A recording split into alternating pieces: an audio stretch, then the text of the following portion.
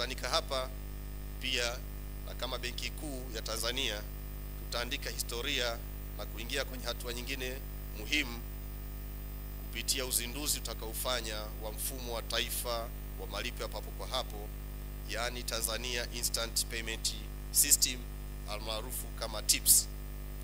Uzinduzi wa mfumo huu unathibitisha dhamira ya serikali ya awamu ya 6 ya kutumia ipasavyo mifumo ya kielektroniki katika kurahisisha mazingira mazuri ya biashara, kuongeza ufanisi katika utendaji kazi na kupunguza gharama na muda katika kufanya malipo. Katika kutekeleza azma hiyo, Benki Kuu ya Tanzania imeendelea kusimamia mifumo ya malipo kwa wadau mbalimbali na kudhibiti vihatarishi mbalimbali vinavyoweza kujitokeza kupitia mifumo ya malipo. Aidha, Benki Kuu ya Tanzania imeweza kufanya ubunifu wa kutengeneza mfumo huu wa TIPS ambao umezingatia viwango vya kimataifa katika kutoa huduma kwa wananchi wote na katika kufanya miamala ya kifedha kwa haraka na kwa bei nafuu zaidi. Mfumo huu unakuja wakati ambapo unahitajika sana ili kurahisisha zaidi shughuli za kifedha nchini, na tunaamini kwamba utakidhi viwango na matarajio ya wananchi kwa kuwa umeshirikisha wadau wote muhimu katika kuunda mfumo huu. Mheshimiwa Makamu wa Rais, mchakato wa kuanzisha mfumo huu wa TIPS ulifanywa na Benki Kuu ya Tanzania kwa kushirikiana na wadau mbalimbali, na naomba nitumie nafasi hii kuwashukuru sana wadau walioshiriki katika utengenezaji wa mfumo huu, kwanza ikiwa ni Ofisi ya Rais, pili ni Wizara ya Fedha, tatu ni Wizara ya Habari, Mawasiliano na Teknolojia ya Habari, nne na Mamlaka ya Mawasiliano Tanzania, tano Mamlaka ya Mapato Tanzania, sita ni Mamlaka ya Serikali Mtandao, saba ni Financial Sector Deepening Trust yani FSDT, na nane ni Bill and Melinda Gates Foundation. Mheshimiwa Makamu wa Rais, majaribio ya mfumo huu yalianza mwezi Agosti mwaka 2022 kwa kuunganisha benki 3 na kampuni 2 za mawasiliano ya simu zilizopata fursa ya kushiriki katika hatua ya majaribio, na hadi sasa mfumo huu wa TIPS umeunganishwa kwenye benki zote na makampuni yote ya mawasiliano, na pia umeweza kuunganishwa kwenye taasisi zile zinazofanya miamala ya simu, miamala ya malipo. Kwa sasa TIPS imewezesha miamala inahusisha taasisi za mitandao mbalimbali yani interoperable transfers kwa kutumia mfumo huu wa TIPS ili kuwezesha kufikisha fedha au miamala inayofanyika kwa mtu kutoka mtu mmoja kwenda kwa mtu mwingine yani person to person, lakini pia kutoka kwa mtu kwenda kwenye biashara yani person to business, na pia kutoka kwa mtu kwenda kwa wafanyabiashara yani person to merchant, na pia tumeweza kutumia teknolojia ya QR codes ambayo imetuwezesha kuanza kwa majaribio na kufikisha miamala kutoka kwa mlipaji kwenda kwa mtu anayepaswa kupokea fedha. Mipango ya hivi karibuni ni kuunganisha TIPS na mfumo wa malipo wa mapato wa serikali yani Government Electronic Payment Gateway yani GEPF, GEPG, ili kurahisisha uhamishaji wa fedha na malipo ya serikali. Mheshimiwa Makamu wa Rais, ni matarajio yetu kwamba matumizi ya TIPS yataongeza upatikanaji wa huduma za kifedha za kidijitali na kupunguza matumizi ya fedha taslimu nchini, sambamba na utekelezaji wa mpango wa taifa wa huduma jumuishi za kifedha, lakini pia sambamba na mpango mkuu wa maendeleo ya sekta ya fedha nchini ambao una lengo la kukuza huduma za kifedha za kidijitali ili kufikia uchumi usiotumia fedha taslimu. Hadi sasa Benki Kuu ya Tanzania itaendelea kuhakikisha kuwa panakuwepo utulivu wa bei na ustahimilivu katika sekta ya fedha kwa kuendelea kuweka mazingira rafiki ya usimamizi na udhibiti wa mifumo ya malipo nchini. Benki Kuu pia itaendelea kuhakikisha kuwa sekta ya fedha inaendelea kuwa imara, yenye faida, yenye ukwasi wa kutosha na iliyohimilivu katika kubeba jukumu kubwa la kukuza uchumi wa nchi.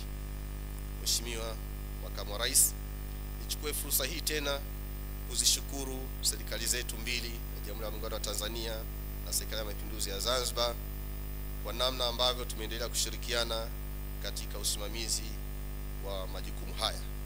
Pia niwapongeze Jumuiya ya Mabenki yani TBA pamoja na taasisi zote zilizoweza kushiriki katika uandaji wa mfumo huu, lakini pia katika utekelezaji wa majukumu tuliyokasimiwa. Naomba nimalize maelezo yangu kwa kurudia tena kukushukuru wewe binafsi Makamu wa Rais kwa kuja kushiriki nasi katika tukio hili, na niendelee kuwashukuru wote kwa ushiriki wenu. Na sasa naomba kama kwa ridhaa yako tuweze kuangalia kipande kinachotoa ujumbe mahususi wa mfumo huu wa TIPS ambao utauzindua hapo baadaye. Asante sana kwa kunisikiliza.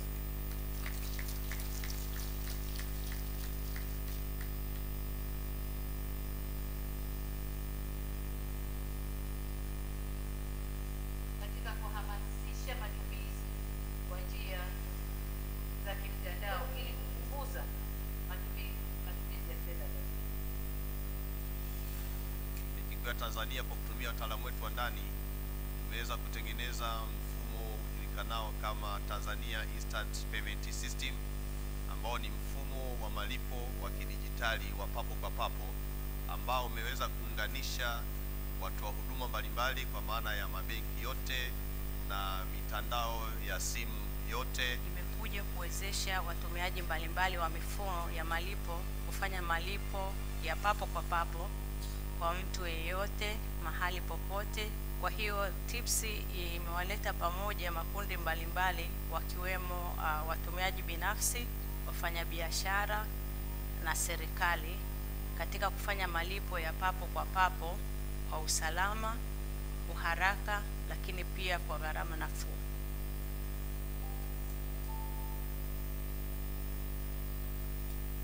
In the earlier days of mobile financial services, our customers were able to send money to customers of other digital financial services providers through the use of tokens and secret codes. This required multiple integrations between our various platforms and our various ecosystems, creating an administrative burden of reconciliation, float management, and also the capital to fund these floats. The coming of TIPS improved all of this by one, improving the customer experience, because customers now receive value in the wallet in any ecosystems, but also it created one single point of integration for all of us as digital financial services provider.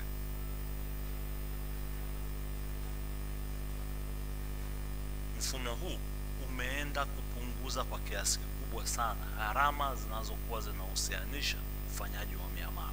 Kwa mfano, kwenye benki yetu itakuwa ni rahisi zaidi kwa mtu kuweza kufanya malipo moja kwa moja kwa kupitia TAN QR kuliko kwenda kuchukua pesa kwenye ATM au kwenda kupitia kwa mawakala. Katika kuunda mfumo huu wa TIPS, Benki Kuu imetumia wataalamu wetu wenyewe wa ndani na imeshirikiana na wataalamu kutoka katika taasisi za serikali. Ushirikishwaji ulikuwa ni mkubwa sana. Hata TIPS wenyewe walipokuwa wanataka kufanya kitu chochote, ilikuwa ni lazima aidha watujulishe, watuite kwenye vikao, watutumie email kwamba tunataka kufanya 1, 2, 3. Tulianza, lakini kwa kunaendelea kuwa na maboresho. Wale maboresho yalitokana pia na michango yetu, na hata mpaka sasa hivi ni mkubwa. Si tu ushirikishaji, ya hata ushirikiano na watu wa watu wa benki kuu. Imekuwa ni muda wote ambao tuna concern ama muda wote ambao tunataka kuwapa feedback ama wao wanataka kutupa feedback, imekuwa ni rahisi sisi kupata ushirikishwaji na wao sisi kuweza kuwashiriki.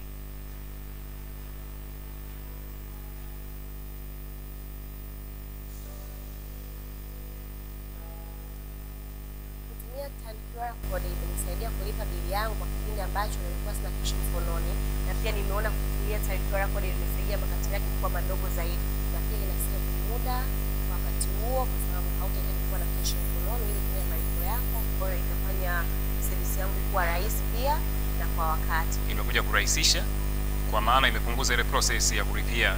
Tofauti na mwanzo ilikuwa lazima mtu aanze afuate ile menu apige zile hatua zote. Mwingine alikuwa anaona kama ni process ndefu. Hii ni rahisi, ukisha scan tu mara moja chap unapata notification kwake na kwetu. Pia ni salama kwa maana inapunguza matumizi ya cash, kutembea na hela nyingi. Kwa hiyo inamweka safe mgeni na sisi pia kwetu.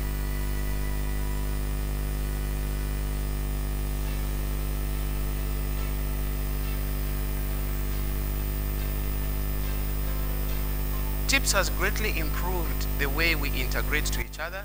TIPS has also reduced the administrative burden of reconciliation, of integration, of support, of monitoring, and TIPS has also improved the way we flow. Kwamba ilikuwa unaweza kufanya miamala kutoka benki moja kwenda benki nyingine, lakini TIPS imerahisisha kwamba unaweza ukafanya miamala pia mpaka kwenye makampuni ya simu. Hii imeongeza upana na ukubwa wa wateja kuweza kupata huduma. Tumefaidika sana, na kikubwa kuliko vyote ni urahisi wa wateja kuweza kufanya miamala yao kwenye mfumo wa pamoja ambao uko ndani ya TIPS. Kwa hiyo tunawashukuru sana benki kuu kuja na mawazo haya mazuri ambayo yameweza kurahisisha miamala namna gani itakavyoweza kufanyika.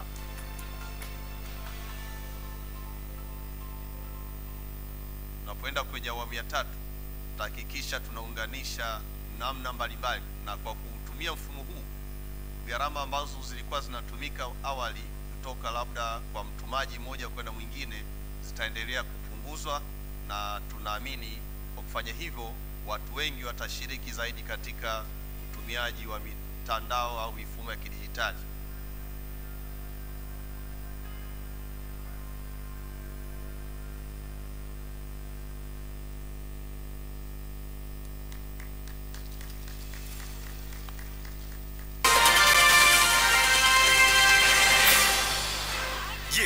Unafahamu kwa mwaka 2023 pekee kulikuwa na miamala ya kielektroniki zaidi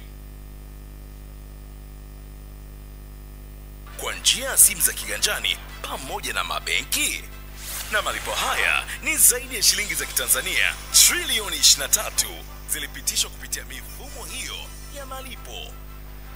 Hii inaonyesha kuwa Tanzania tuna mwamko wa kutuma fedha na kulipa bidhaa na huduma kwa njia ya kidijitali.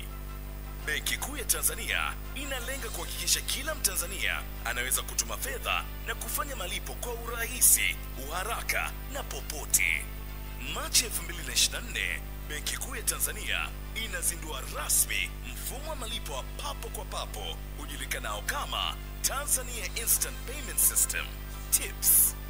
Tanzania Instant Payment System TIPS ni mfumo jumuishi unaowezesha mwingiliano na malipo ya papo kwa papo kati ya watoa huduma za kifedha nchini, mfano mabenki, kampuni za simu na watoa huduma wengine. Mfumo wa TIPS umeongeza ufanisi katika kufanya miamala mbalimbali ya kifedha, ikiwemo kupunguza gharama za uendeshaji kwa watoa huduma, kurahisisha usuluhishaji wa miamala kwa watoa huduma na kuongeza huduma nyingine za malipo ukiachilia huduma ya kutuma fedha. Kama Mtanzania unayefanya shughuli za kiuchumi, TIPS inarahisisha kutuma fedha, kurejesha miamala iliyokosewa, kufanya malipo papo kwa papo, kubaini na kuripoti utapeli, kuhakikisha taarifa za walipwaji ili kupunguza makosa, kufanya na kupokea malipo kwa kutumia jina mbadala lililosajiliwa. Hivyo, iwe unatuma pesa kwa marafiki na familia, unafanya malipo ya huduma au bidhaa mbalimbali, unafanya malipo ya serikali au unatuma pesa kwenda mtandao mwingine au benki nyingine, TIPS inafanya kila muamala wako uwe wa haraka na salama. Benki Kuu ya Tanzania inafurahi kukuletea mfumo wa TIPS ili kukusaidia wewe na biashara yako kufanya miamala kwa uhakika zaidi.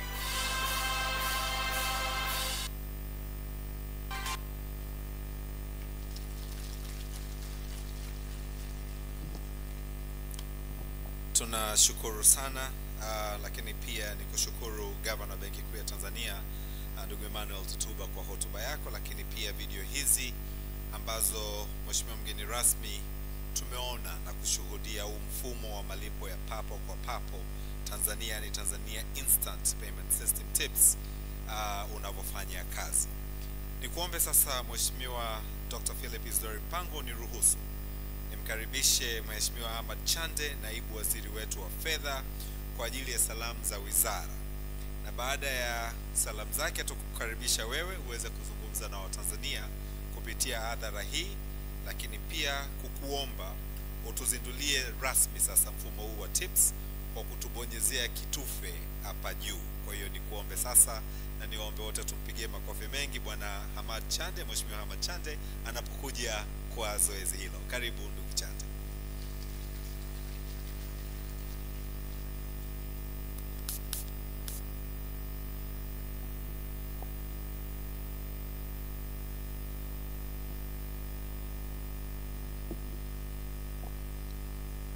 Dr. Mpango hoi, Mama Samia Suluhu Hassan hoi, Makamu wa Rais wa Jamhuri ya Muungano wa Tanzania hoi. Sasa ukasema kwa nini hoi, lakini inamaanisha haya tunayoyafanya leo hapa ni matunda ya maono yao.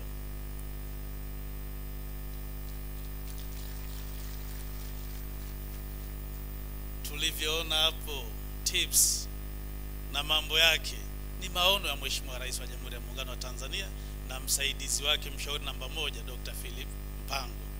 Kwa hiyo nikisema Dr. Philip hoi, nilitamani hili jengo lote liwe linanguruma kwa sauti, kwa sababu wengi mnajua, lakini niwakumbushe, Mungu amewajalia viongozi wetu hawa neema nyingi, lakini nataka nitaje moja tu.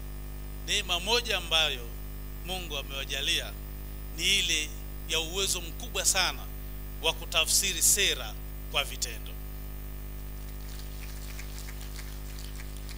Ni miaka mingi tuko na sera ya fedha jumuishi, sera ya fedha kutoa huduma kwa wananchi kwa urahisi, lakini leo kwa uwezo wao mkubwa wa kutafsiri sera kwa vitendo, wote ni mashahidi, mambo yanaenda vizuri kabisa.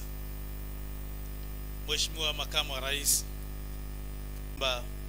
hivi karibuni kamati hizo zipo katika mchakato maalum wa maandalizi ya bunge la budget ambao litaanza Aprili.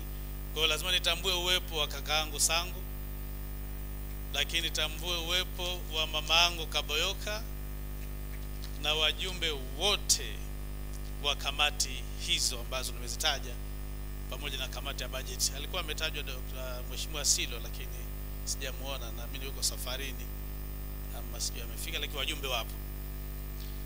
Waheshimiwa makatibu wakuu mliopo, na kuona kakaangu Dr. Juma, lakini wakuu wa wilaya wote mliopo mkiongozwa na mkuu wa wilaya wa Arumeru, mwakilishi wa mkuu wa mkoa, gavana wa Benki Kuu ya Tanzania, nami niseme itifaki imezingatiwa. Jamhuri ya Muungano wa Tanzania, Jamhuri ya Muungano wa Tanzania, kazi iendelee, inawezekana kabisa. Kazi iendelee. Asanteni sana. Mheshimiwa mgeni rasmi, ninayo heshima na furaha kubwa sana kukualika katika kongamano letu hili la 21 la taasisi za fedha, na kushukuru sana kwa kutenga muda wako Mheshimiwa mgeni rasmi na kuja kuungana nasi leo katika tukio hili muhimu sana, si tu la kongamano lakini pia la uzinduzi wa TIPS. Tunakushukuru sana na tunakuombea Mwenyezi Mungu akubariki sana. Binafsi, Wizara ya Fedha na taasisi zake na taasisi zote za fedha zinakuwa na faraja kubwa sana zinapokuwa na wewe Mheshimiwa Makamu wa Rais kwenye uzinduzi au makongamano kama haya, kwa sababu zifuatazo. Moja, kwenye shughuli za fedha wewe ni mwenyewe, ni mwenyeji wa hilo, kwa hiyo tunapata faraja. Lakini pili, unapotupatia maelekezo, unatupatia maelekezo kama vijana wako, watoto wako, wanafunzi wako, unatufunza kwa urahimu mkubwa sana. Tunakushukuru sana Mheshimiwa. Mheshimiwa mgeni rasmi, uandaaji wa kongamano hili umefanyika katika muda sahihi, yaani naweza kusema wakati mwafaka, ikizingatiwa mabadiliko yanayotokea katika uchumi wa dunia na changamoto kubwa zinazopatikana kutokana na mitikisiko ya kiuchumi huko duniani. Katika nyakati kama hizi, ushirikiano wa karibu baina ya wadau wa sekta ya fedha ni muhimu sana ili kuhakikisha uimara wa sekta ya fedha. Hii inajumuisha kwa kiasi kikubwa sana kuwa na sera sahihi, mfumo sahihi wa kisheria na mfumo wa udhibiti. Mheshimiwa mgeni rasmi, mada kuu iliyochaguliwa kwa siku ya leo ni kuimarisha ustahimilivu wa sekta ya fedha nyakati za changamoto za kiuchumi. Inakwenda sambamba kabisa na dira ya maendeleo ya taifa ya mwaka 2025 inayojikita katika kujenga uchumi imara, thabiti na wenye ushindani. Uwezo wa kuhimili changamoto mbalimbali na kubadilika kulingana na mazingira yaliyopo. Maazimio ambayo yatapatikana hapa leo kutokana na mada hii yatasaidia kutoa mwanga juu ya mafanikio tuliyoyapata kwa juhudi zetu na kutuongoza kabisa kuendelea kujenga uchumi shirikishi na endelevu licha ya changamoto za kiuchumi zinazoendelea kuwepo duniani. Mheshimiwa mgeni rasmi, serikali kupitia Wizara ya Fedha imekuwa ikitekeleza jukumu muhimu katika juhudi za kuimarisha sekta ya fedha kulingana na mpango mkuu wa maendeleo ya sekta ya fedha 2021 hadi 2029-30. Wizara ikiwa kama msimamizi mkuu wa sera za kiuchumi inashirikiana kwa karibu na wadau wa sekta ya fedha kuendeleza hatua zinazokusudia kuimarisha sekta ya fedha kwa kutunga na kutekeleza sera zinazoboresha mazingira ya udhibiti, kuimarisha mfumo wa usimamizi wa viashiria hatarishi na kukuza uwezo wa ndani ya sekta ya fedha. Mheshimiwa mgeni rasmi, kama alivyosema Gavana wa Benki Kuu ya Tanzania, sekta ya fedha ya Tanzania imeonyesha uhimilivu katika kupambana na changamoto za uchumi wa dunia za hivi karibuni.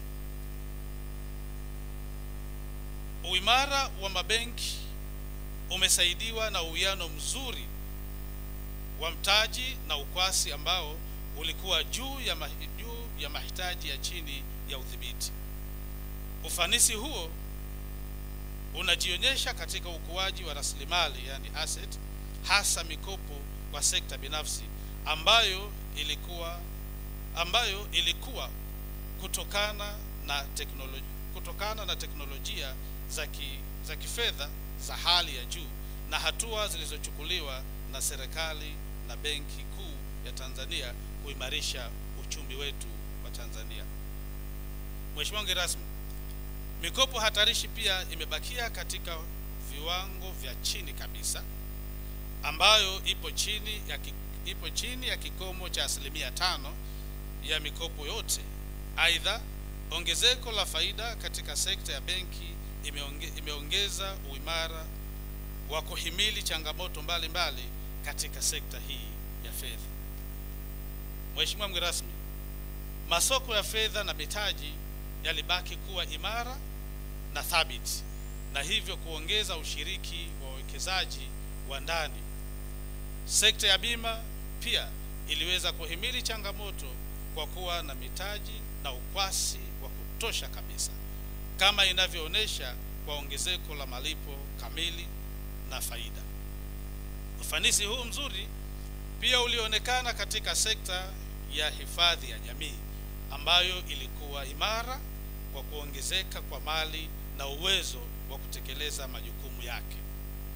Mheshimiwa mgeni rasmi, kuhusu huduma jumuishi za fedha, kuna mafanikio makubwa sana, hasa kwenye ongezeko la upatikanaji na utumiaji wa huduma rasmi za kifedha kama ilivyoonyeshwa kwenye matokeo ya utafiti wa Finscope wa mwaka 2023.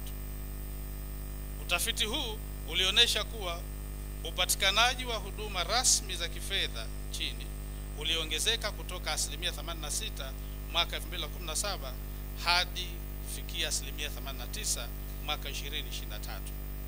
Pia utafiti ulionyesha matumizi ya huduma rasmi ya kifedha yaliongezeka kutoka asilimia 65 hadi asilimia 76. Mafanikio haya kwa kiasi kikubwa yalichangiwa na uwepo wa huduma za kifedha za kielektroniki, kuongezeka kwa uelewa wa wananchi kuhusu bidhaa na huduma za kifedha zinazotolewa na taasisi za fedha nchini, na ushirikiano imara kati ya wadau wa sekta ya fedha wa umma na binafsi. Wizara inakusudia kuendelea kushughulikia masuala yanayohusiana na elimu ya kifedha na ubora wa huduma za kifedha nchini, ikiwa ni pamoja na upatikanaji wake kwa gharama nafuu. Mheshimiwa mgeni rasmi, ninaamini kwamba hekima, uzoefu wetu na utayari wetu wa kujitoa unahitajika kwa ajili ya kuimarisha mfumo wa kifedha nchini ili uwe wenye nguvu na imara zaidi. Tunakushukuru. Tunakushukuru sana. Tumepata watoa mada mahiri na wenye uweledi kutoka ndani na nje ya nchi ambao wapo tayari kutupatia uzoefu wao walionao. Mheshimiwa mgeni rasmi, Tanzania imekuwa mstari wa mbele katika mapinduzi ya malipo ya huduma na bidhaa kwa kutumia simu za mikononi na benki za kidijitali. Tayari mamilioni ya Watanzania wananufaika na upatikanaji wa huduma za kifedha zinazotolewa kwa njia ya simu kwa urahisi zaidi. Kuongezeka kwa huduma za kifedha zinazotolewa kwa njia ya simu kumeboresha kwa kiasi kikubwa namna ya kufanya na kutuma miamala ya kifedha, hivyo kuwawezesha wananchi na wafanyabiashara kusimamia fedha zao kwa usalama na urahisi zaidi. Mheshimiwa mgeni rasmi, napenda kumpongeza sana Gavana wa Benki Kuu ya Tanzania na taasisi washirika kwa kuendeleza jukwaa la malipo ya papo kwa papo la Tanzania lijulikanalo kwa kifupi TIPS, ambalo utalizindua hivi leo. Kama ilivyoelezwa na Gavana, jukwaa hili litawezesha uhamishaji wa fedha papo kwa papo kati ya watoa huduma mbalimbali wa mifumo ya malipo, ikijumuisha benki na watoa huduma wa pesa kwa njia ya simu na za kielektroniki. Inategemewa mfumo huu utasaidia kupunguza gharama za uendeshaji kwa watoa huduma na gharama za miamala kwa watumiaji. Mheshimiwa mgeni rasmi, nichukue fursa hii tena kukushukuru sana kwa kuja kushirikiana nasi na kutuzindulia mfumo huu wa malipo ya papo kwa papo hivi punde. Mheshimiwa mgeni rasmi, kwa maneno hayo machache ni kuombe sana, hadhira hii ni ya kwako na wanataka kusikia chochote kutoka kwako. Kwa Mheshimiwa mgeni rasmi, ahlan wa sahlan, falyatafadhal mashkura. Karibu sana. Asante sana.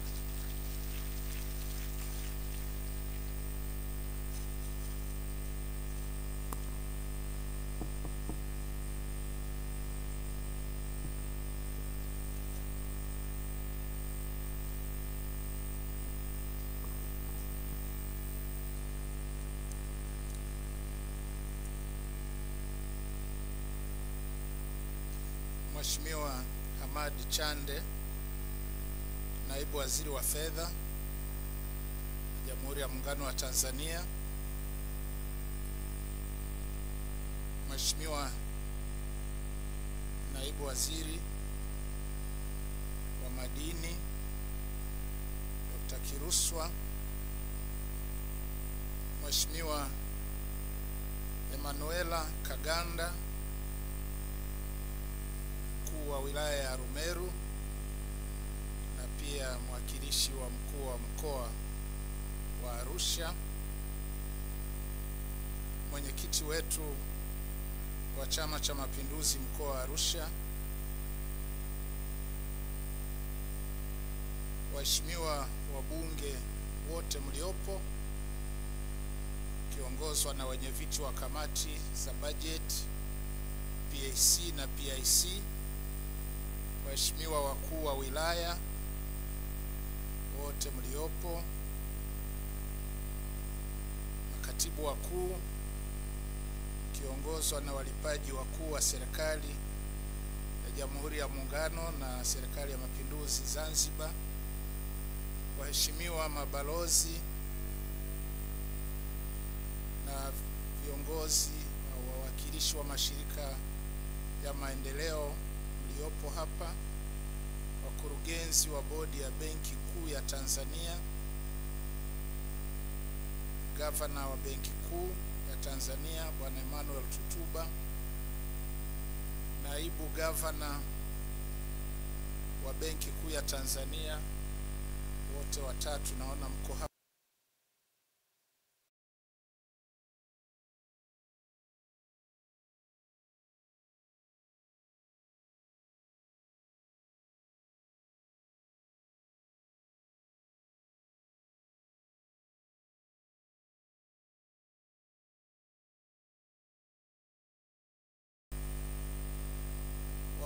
Na wawakilishi wa taasisi za fedha zote nchini, waheshimiwa viongozi wetu wa dini na viongozi wa mila, watoa mada, wageni waalikwa, waandishi wa habari, mabibi na mabwana, Jamhuri ya Muungano wa Tanzania.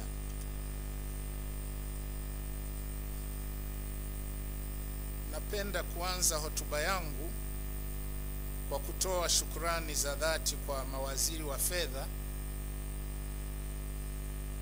Jamhuri ya Muungano wa Tanzania na Serikali ya Mapinduzi Zanzibar, pamoja na gavana wa Benki Kuu ya Tanzania kwa kumwalika Dr. Samia Suluhu Hassan, Rais wa Jamhuri ya Muungano wa Tanzania, kuwa mgeni rasmi katika ufunguzi wa kongamano hili la 21 la taasisi za fedha. Hata hivyo, kutokana na majukumu mengine ya kitaifa aliyo nayo, amenipa mimi heshima ya kumwakilisha, na napenda kuwasilisha salamu na pongezi za Mheshimiwa Rais kwa viongozi na wataalamu wa wizara na taasisi zote za fedha nchini kwa mchango wenu mkubwa katika maendeleo ya uchumi wa taifa na ustawi wa wananchi kwa ujumla.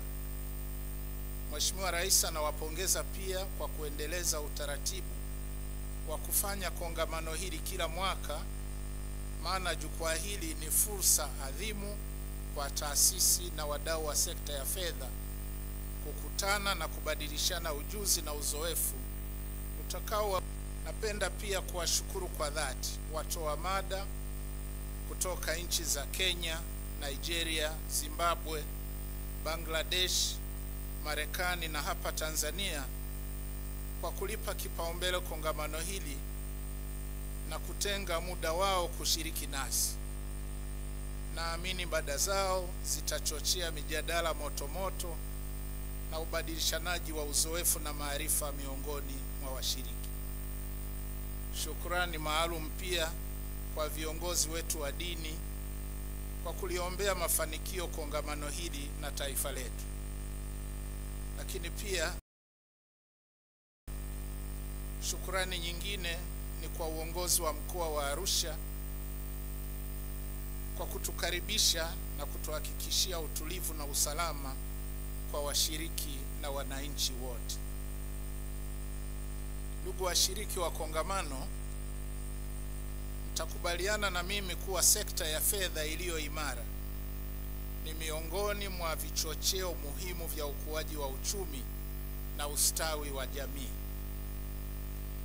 Hivyo nawapongeza waandaaji kwa chaguo zuri la kauli mbiu ya kongamano hili ambayo inasisitiza umuhimu wa kuimarisha uwezo wa sekta ya fedha kuhimili misukosuko ya kiuchumi. Hakika dhima hii, kama alivyosema naibu waziri wa fedha Mheshimiwa Hamad Chande, imekuja wakati muafaka kwa kuzingatia kuwa hivi sasa dunia inakabiliwa na misukosuko ya kiuchumi na kijamii, hasa kufuatia kuvurugika kwa mifumo ya usafirishaji bidhaa, ugavi na huduma kutokana na migogoro ya kisiasa kikanda, lakini pia vita, sambamba na kasi kubwa ya maendeleo ya tehama na mabadiliko ya tabia nchi ambavyo vyote vimegusa afya na mwenendo wa sekta ya fedha duniani. Sote tumeshuhudia jinsi sekta ya fedha hapa nchini ilivyotikiswa na janga la uviko 19 na kuongezeka kwa riba za mikopo katika masoko ya kimataifa. Kwa kipindi cha karibu miaka miwili sasa, nchi mbalimbali za Afrika kusini mwa jangwa la Sahara zimekuwa zikikabiliwa na upungufu wa fedha za kigeni uliotokana na utekelezaji wa sera za fedha ya kupunguza ukwasi katika nchi zilizoendelea na kushuka kwa mazao ya bidhaa nje ya nchi katika nchi zetu zinazoendelea. Ndugu washiriki wa kongamano, ni dhahiri kuwa sekta ya fedha ambayo inastahimili misukosuko ya kiuchumi ni muhimili na msingi imara wa uchumi unaokuwa haraka. Na naamini kuwa wataalamu bobezi katika masuala ya fedha mliopo hapa ukumbini na hata nje ya ukumbi mnafahamu vizuri kuliko mimi sifa za sekta ya fedha yenye uwezo wa kuhimili misukosuko ya kiuchumi. Kwa uelewa wangu, sekta ya fedha ambayo ni thabiti ni ile ambayo pale misukosuko ya kiuchumi inapotokea, taasisi za fedha na hususan mabenki yanakuwa na uwezo wa kuendelea kutoa huduma zote muhimu kama malipo kwa wateja wake, utoaji wa mikopo, kuuza na kununua fedha za kigeni na kadhalika bila kutetereka.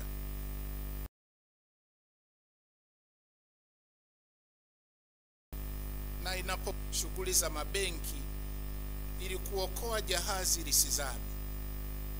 Kwa maneno mengine, sekta ya fedha yenye uwezo wa kustahimili misukosuko ni ile ambayo benki na taasisi za fedha hazilazimiki kupunguza mikopo kwa wateja wake au kuuza mtaji au kupunguza rasilimali zake zinazouzika haraka mara baada ya kupigwa na dhoruba za kiuchumi.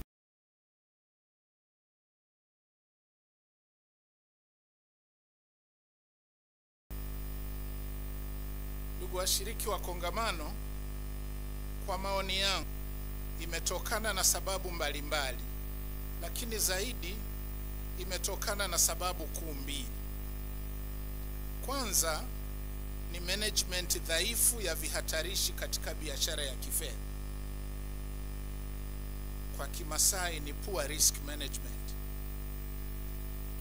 katika mabenki na taasisi kubwa za kifedha. Lakini la pili ni udhaifu katika usimamizi na ufuatiliaji wa mwenendo wa taasisi za fedha. Kimeru ni weak supervision and monitoring.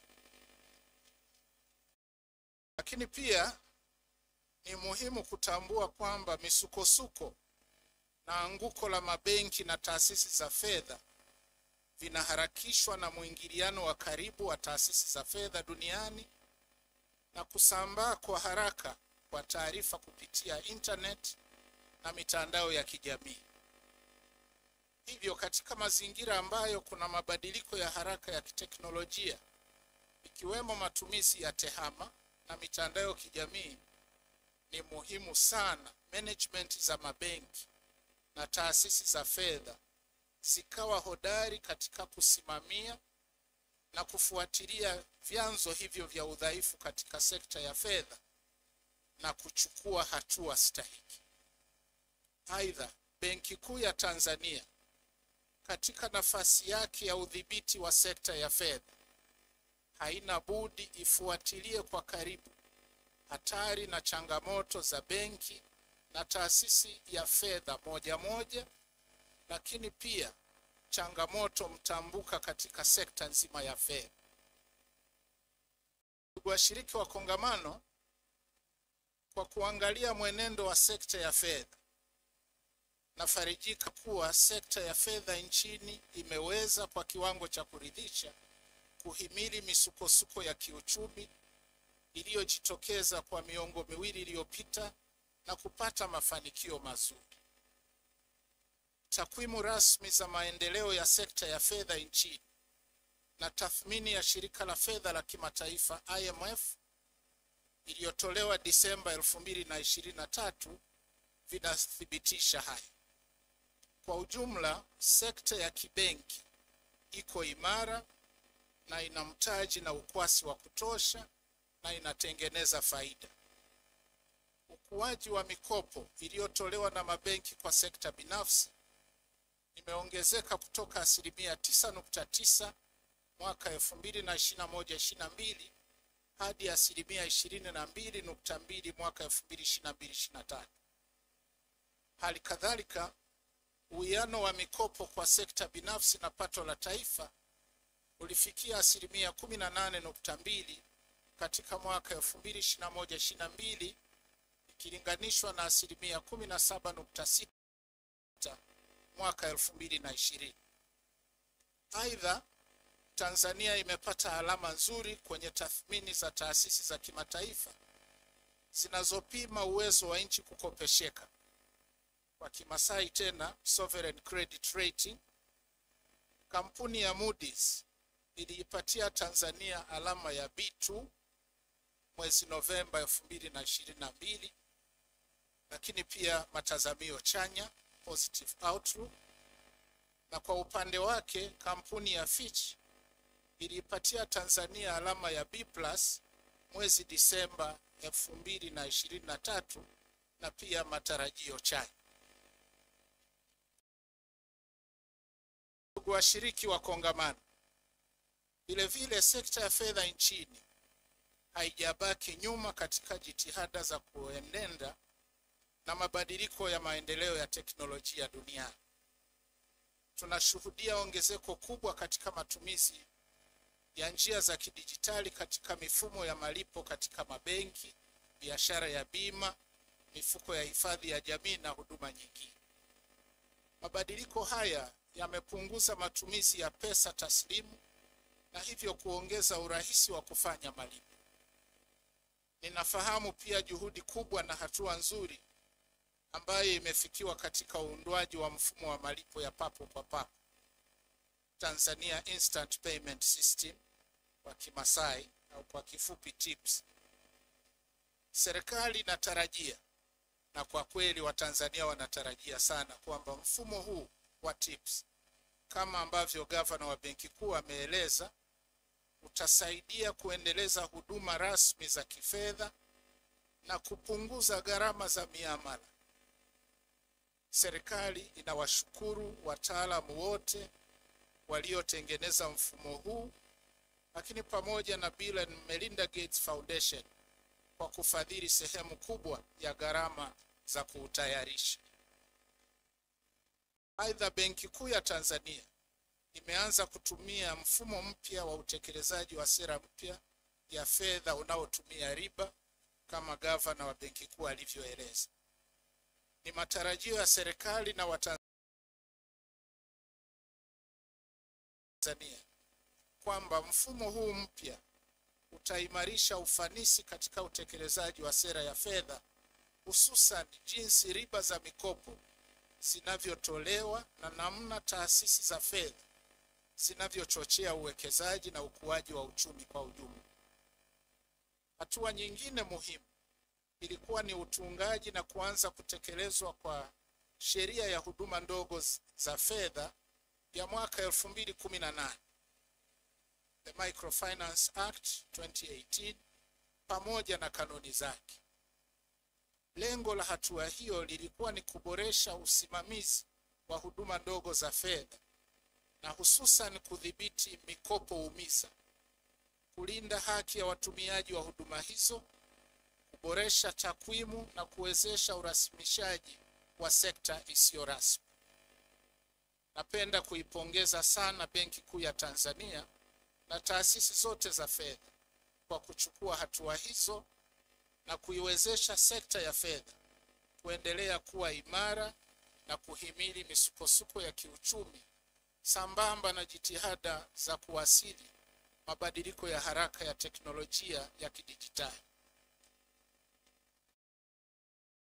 Washiriki wa kongamano, licha ya mafanikio niliyoyaeleza kwa kifupi ambayo yanaashiria kwamba jitihada za kuimarisha uwezo wa sekta ya fedha kuhimili misukosuko ya kiuchumi zimezaa matunda, ni vema Benki Kuu ya Tanzania na taasisi zote za fedha zisibweteke.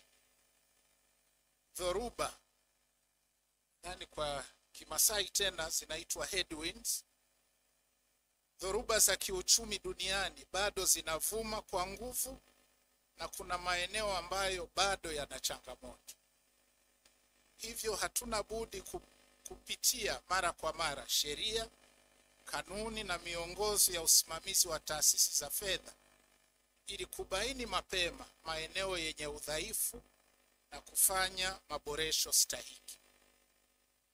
Ndugu washiriki wa kongamano, napenda kuhitimisha hotuba yangu kwa kusisitiza kwa kongamano hili, ikiwapendeza, ili na kupendekeza namna ya kujiimarisha katika maeneo yafuatayo.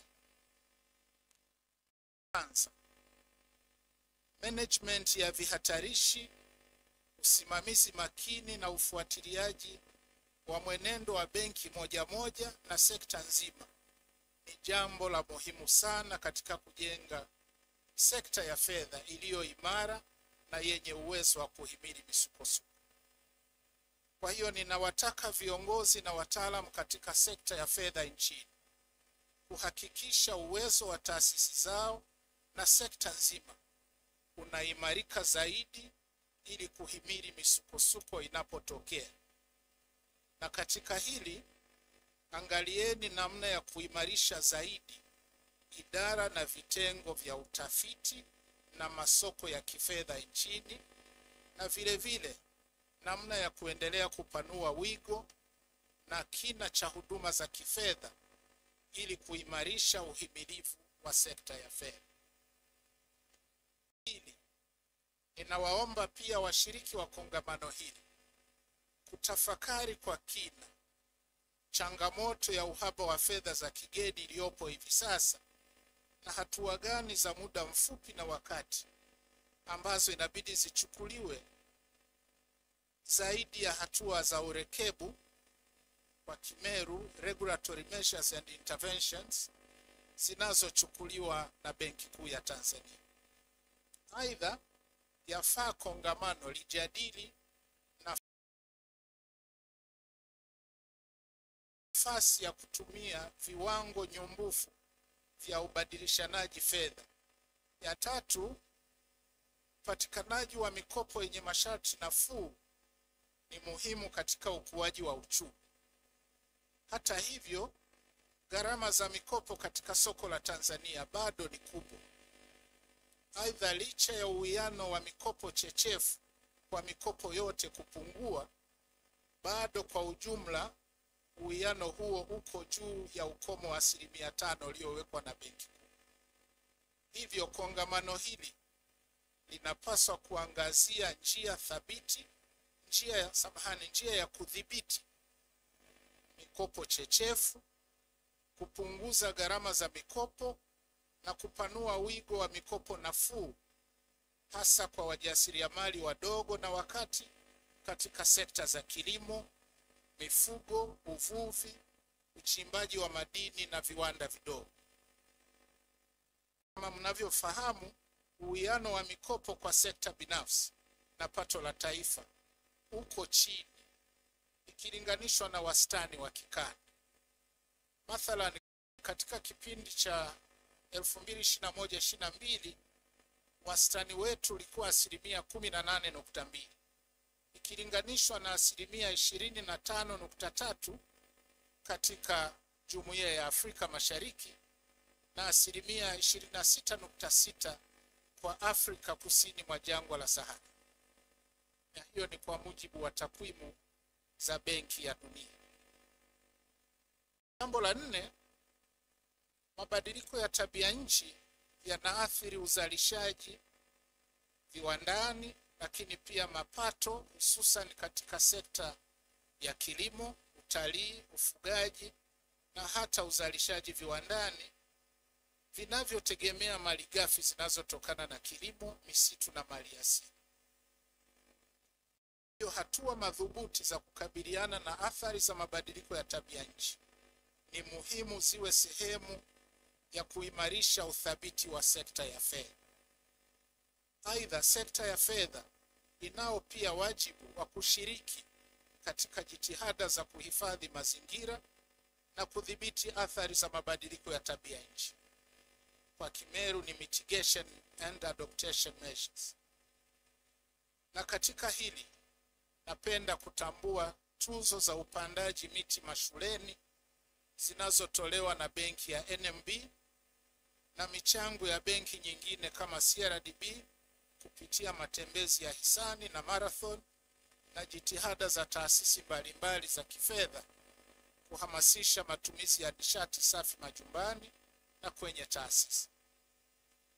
Ninazitaka benki na taasisi zote za fedha kuongeza nguvu katika eneo hili. Jambo la 5 na la mwisho, ukuaji wa kasi wa teknolojia umeleta mapinduzi makubwa katika sekta ya fedha kwa kuleta ufanisi na kurahisisha ufanyaji kazi, licha ya kuwepo kwa changamoto kadhaa ikiwemo vihatarishi vya kiusalama mitandaoni.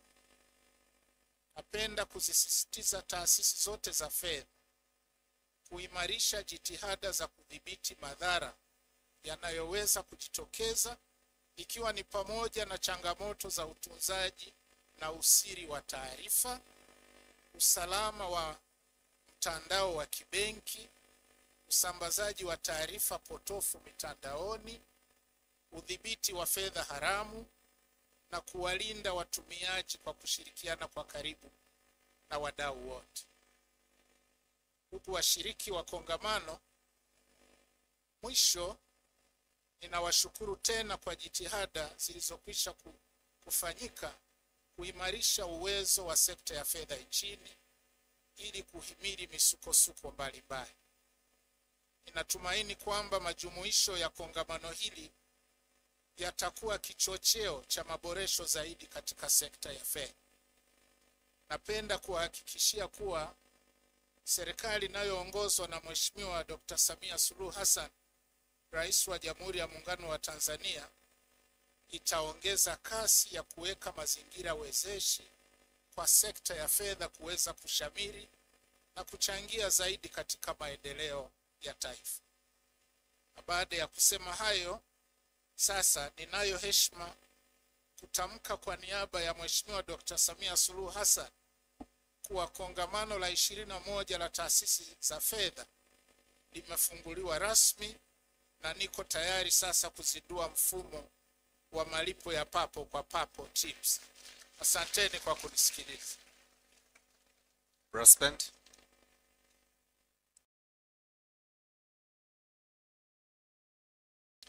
Naomba makofi mengi sana kwa mgeni wetu rasmi. Kukaribisha sasa uje hapa mbele. Naomba washiriki wote tusimame, naomba wote tusimame.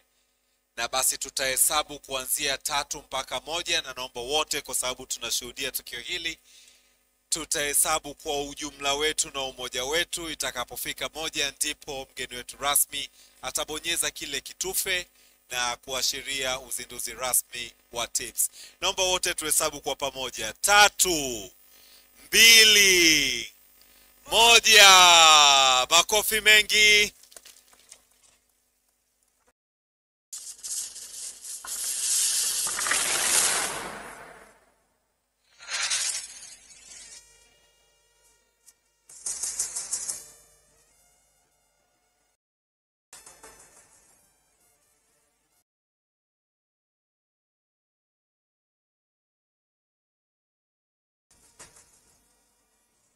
Makofi yaendelee. Ni rasmi sasa, TIPS imezinduliwa. Rasmi kabisa, ni kuombe mgeni rasmi uchukue kiti chako kwa dakika chache tu. Tunaomba washiriki wote tuketi sasa. Asante sana. Tunapoweka utaratibu, na ni kuombe ikubariki, tupige picha za pamoja, tuweke kumbukumbu za tukio hili la kihistoria kabisa, mkutano wa 21, lakini pia uzinduzi wa TIPS Tanzania. Mheshimiwa, ni kuomba picha chache, na picha ambazo tutapiga zitakuwa kama ifuatavyo. Picha ya kwanza itakuwa ni ya viongozi wote wa serikali ambao mko mahali hapa. Tutasimama nyuma ya mgeni rasmi pamoja na meza kuu kwa ajili ya picha hiyo, na hawa watajumuisha pia wakuu wetu wa wilaya, RAS, DAS, viongozi wetu wa Chama cha Mapinduzi mkoa. Tutapiga picha hii ya kwanza. Picha ya pili itakuwa ni ya board members, wajumbe wote wa bodi ya Benki Kuu ya Tanzania, lakini pia itajumuisha executive officers wote wastaafu wa BOT. Ma-CEO kutoka commercial banks watafuata picha ya tatu. TAMNOA, yani Mobile Network Operators Association ya Tanzania, na FSDT tutapiga picha ya 4. TIPS pamoja na COFI Organizing Committee picha ya 5. Resource persons, sisi wote ambao tutakuwa speakers, moderators na panelists, itakuwa ni picha ya 5. Body ya BOT management, na mwisho kabisa itakuwa TBA management. Kwa picha hizo sasa, niombe wakati mgeni rasmi anakaribia, anasogea jukwani, niombe government officials wote ambao tuko hapa, wakijumuishwa pia ma-DC, RAS, DAS na mwenyekiti wa CCM mkoa, naomba tuje tusimame kwa nyuma ya viongozi wetu kwa ajili ya picha. Naomba tupite mkono wa kulia, tutatokea mkono wa kushoto.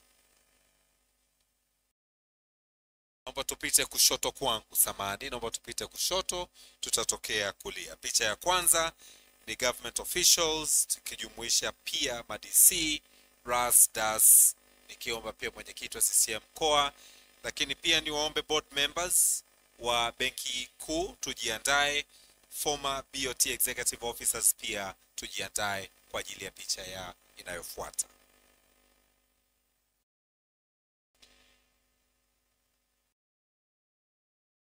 Asante sana, tunawashukuru sana.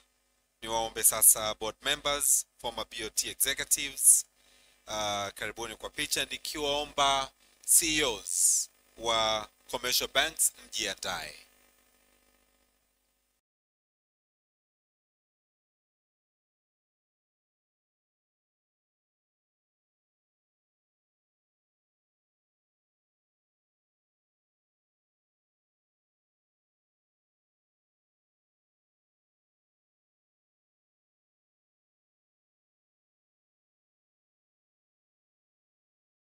BOT executive officers tunawashukuru sana, na pongezi kwa kazi nzuri. Niwakaribishe sasa, niwashukuru, naomba tutatoka kwa mkono wa kulia. Niwakaribishe sasa CEOs wa commercial banks wote ambao mko hapa. Hiki ni kikao kazi chetu financial institutions, karibuni. Na baada ya hapo TAMNOA, Tanzania Mobile Network Operators Association pamoja na FSDT, ninaomba mjiandae. Naomba tusoge pia huku, kuna nafasi.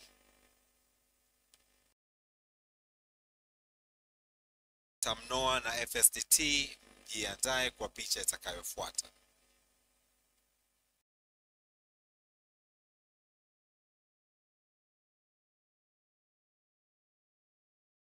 Niombe, naona tuko wengi kidogo. Nadhani tukikata mara mbili itapendeza ili tupate picha nzuri. Naomba tuikate mara mbili. Naomba baadhi yetu tusogee ili tuweze kupata picha nzuri. Huu ni mkutano wetu. Huu ni mkutano wetu. Naomba nikisema Jamhuri ya Muungano wa Tanzania wote tuseme kazi endelee kwa ishara kabisa, tukiwa na nyuso zilizochangamka. Jamhuri ya Muungano wa Tanzania. Jamhuri ya Muungano wa Tanzania. Jamhuri ya Muungano wa Tanzania. Nashukuru sana. Naomba kundi la pili la CEOs of commercial banks tuweze kupiga.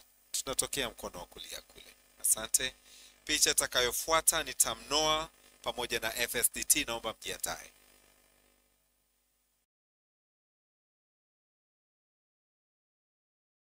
Jamhuri ya Muungano wa Tanzania, tunaopiga picha. Jamhuri ya Muungano wa Tanzania, tunaopigwa picha. Jamhuri ya Muungano wa Tanzania.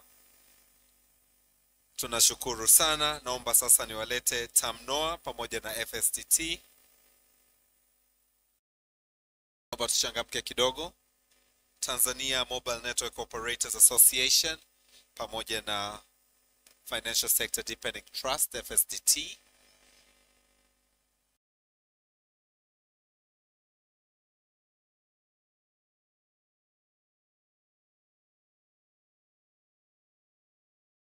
Asante sana. Naomba sasa niwalete TIPS pamoja na COFI, kamati za maandalizi. TIPS na COFI, naomba tushangamke kidogo. Watafuatiwa na wale speakers, moderators, panelists. Tujiandae. Kwa sasa ni TIPS and COFI organizing committees.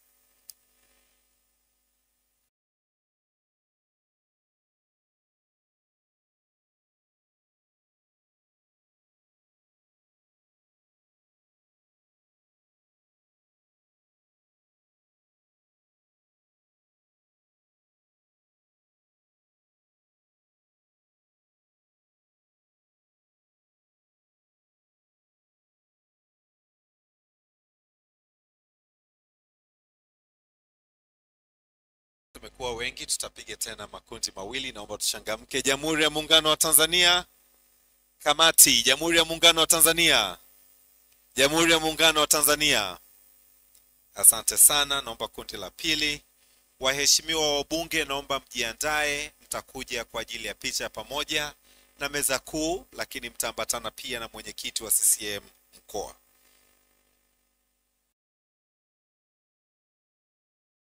Tupo wengi kwa tutapiga mara tatu. Angalia mtu ongozi.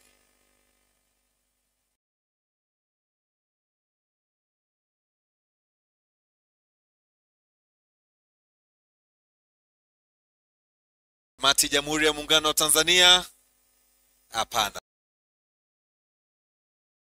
tujawasikia. Jamhuri ya Muungano wa Tanzania. Jamhuri ya Muungano wa Tanzania.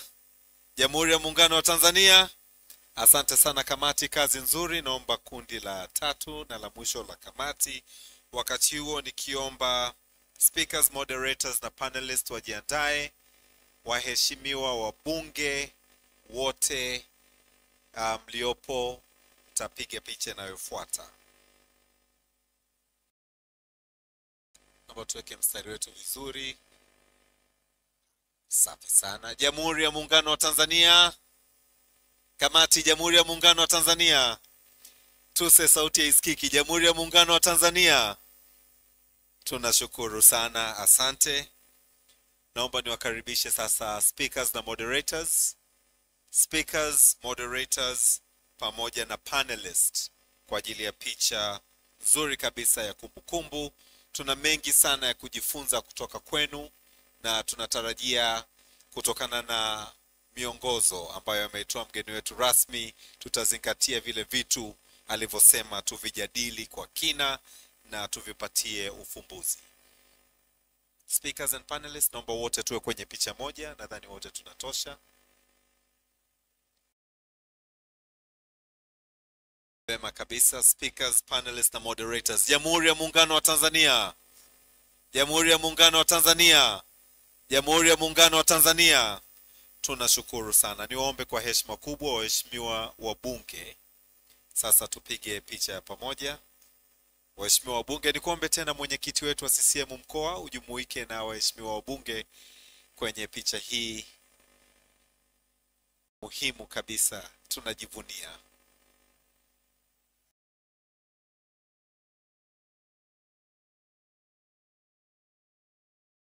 Nikiomba management ya BOT mjiandae. Baada ya picha hii, management ya BOT, waheshimiwa wabunge.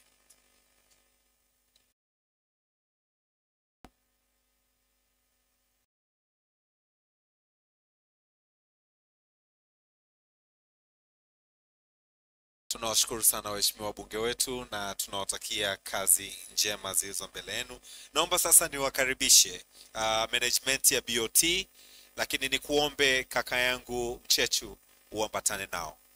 Karibu. Management ya BOT, na picha ya mwisho itakuwa ni TBA management. Baada ya hapo nitaomba brass band.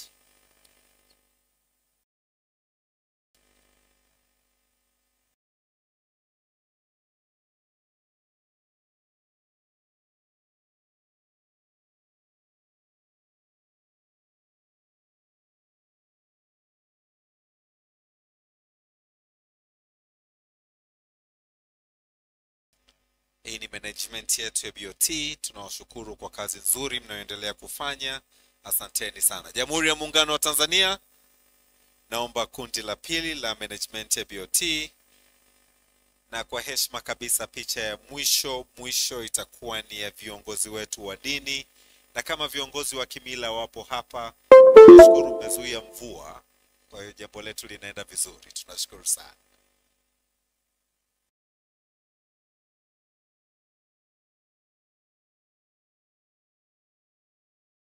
Wote sasa, management ya BOT wote tuwepo kwenye picha hii tuliokuwa tumesalia.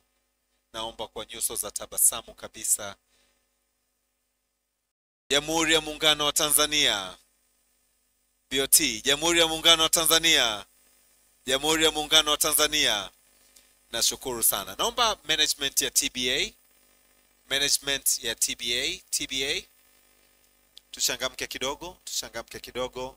Nikiwaomba viongozi wetu wa kidini na wa kimila, kama mlivyotuanzishia shughuli yetu, basi mtuhitimishie picha hii ya pamoja. Kwa hiyo sasa ni TBA Bankers Association. Pongezi kwa kazi nzuri na uratibu mzuri.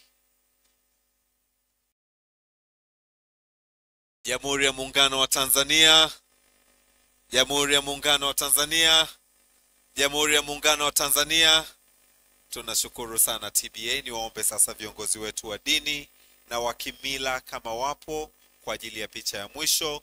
Niombe brass band mjiandae sasa. Baada ya picha hii wote tutasimama tuweze kumruhusu Mheshimiwa Makamu wa Rais aweze kuendelea na ratiba nyingine. Viongozi wa kidini, karibuni.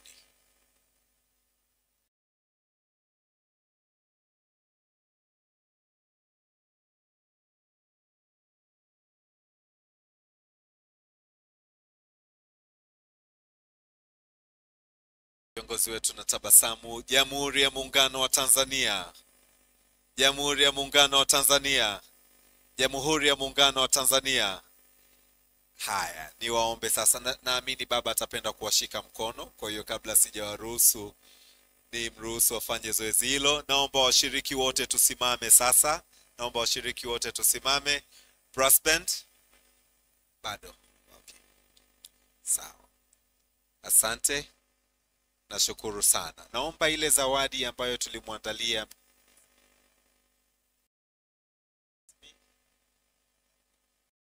viongozi wa dini.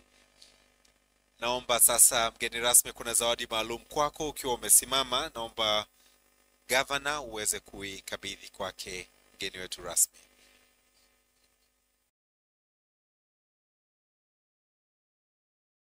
Naomba tupige makofi mengi sana. Hiyo ni shukrani yetu kwako Mheshimiwa mgeni wetu rasmi, asante sana.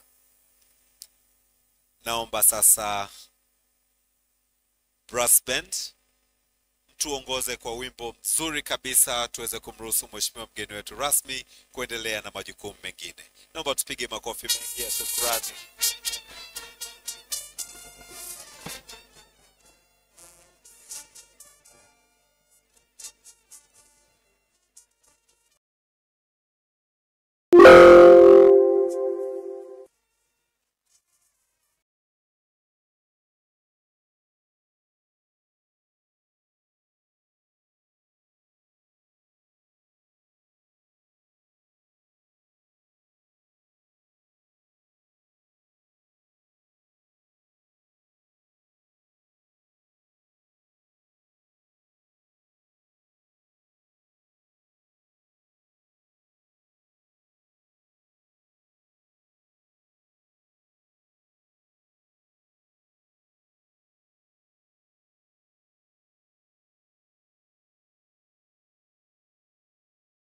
Asante, naomba tuketi kidogo kwa tangazo fupi la utaratibu wa ratiba inayofuata.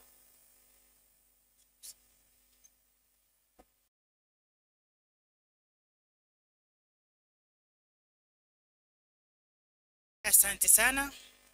Kabla ya kutangaza utaratibu unaofuata, naomba nitangaze kitambulisho cha taifa cha Bwana Charles Mwijage Matondane.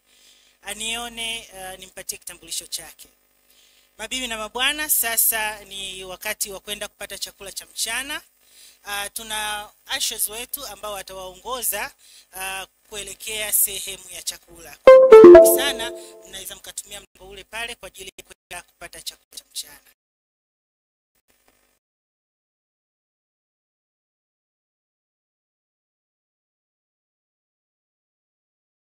Naomba saa 7:30, naomba tuzingatie saa 7:30 washiriki wote tuwe tumerejea.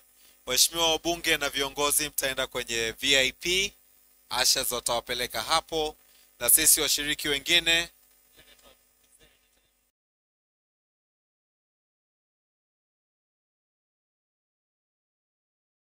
VIP wataenda ukumbi wa Mbayu Wayu.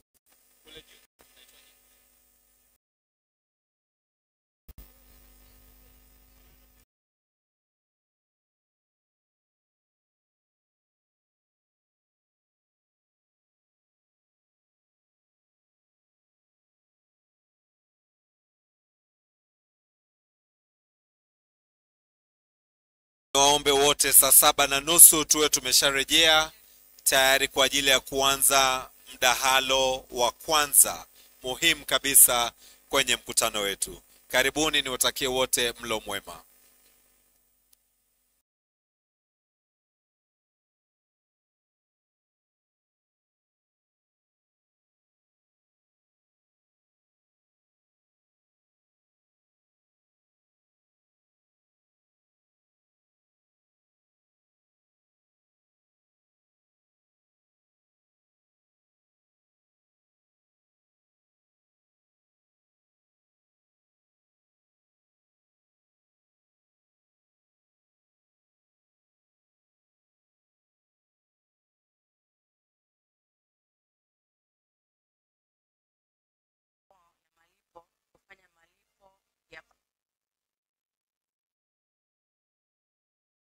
Sasa Benki Kuu ikaelekeza nguvu katika kuhamasisha matumizi kwa njia za kimtandao ili kupunguza matumizi ya fedha taslimu. Na katika hilo Benki Kuu kwa kushirikiana na Wizara ya Fedha hamna budi kukamilisha kwa haraka mfumo wa malipo ya papo kwa hapo ya Tanzania Instant Payment System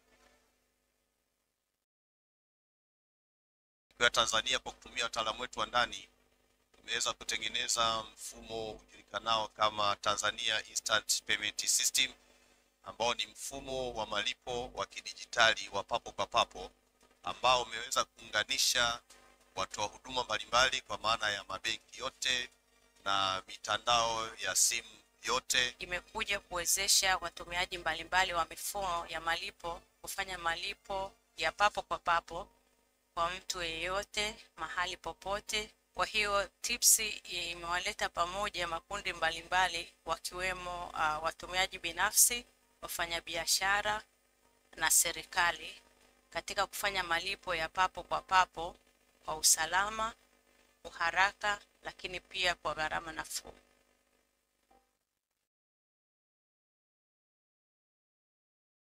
In the earlier days of mobile financial services, our customers were able to send money to customers of other digital financial services providers through the use of tokens and secret codes. This required multiple integrations between our various platforms and our various ecosystems, creating an administrative burden of reconciliation, float management, and also the capital to fund these floats. The coming of TIPS improved all of this by, one, improving the customer experience, because customers now receive value in the wallet in any ecosystems, but also it created one single point of integration for all of us as digital financial services provider. Mfumo huu umeenda kupunguza kwa kiasi kikubwa sana gharama zinazokuwa zinahusianisha ufanyaji wa miamala. Kwa mfano, kwenye benki yetu itakuwa ni rahisi zaidi kwa mtu kuweza kufanya malipo moja kwa moja kwa kupitia TAN QR kuliko kwenda kuchukua pesa kwenye ATM au kwenda kupitia kwa mawakala.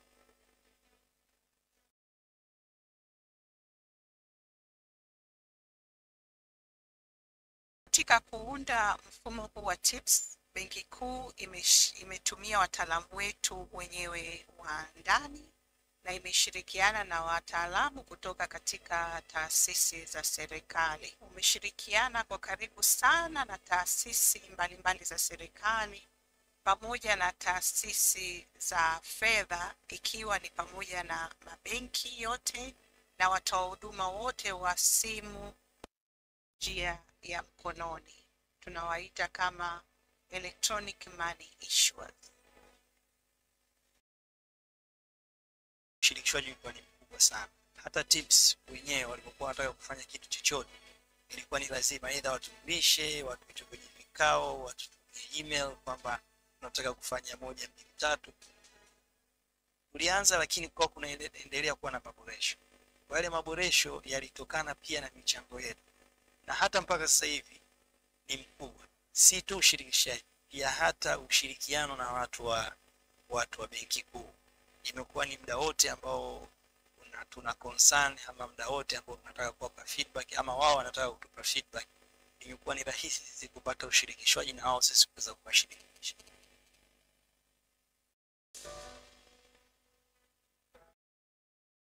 Kutumia TAN QR code imenisaidia kulipa bili yangu kwa kipindi ambacho nilikuwa sina cash mkononi, na pia nimeona kutumia TAN QR code imenisaidia makato yake kuwa madogo zaidi, na pia ina save muda kwa wakati huo, kwa sababu hautahitaji kuwa na cash mkononi ili kufanya malipo yako. Kwa hiyo ikafanya service yangu kuwa rahisi pia na kwa wakati. Imekuja kurahisisha kwa maana imepunguza ile process ya kulipia.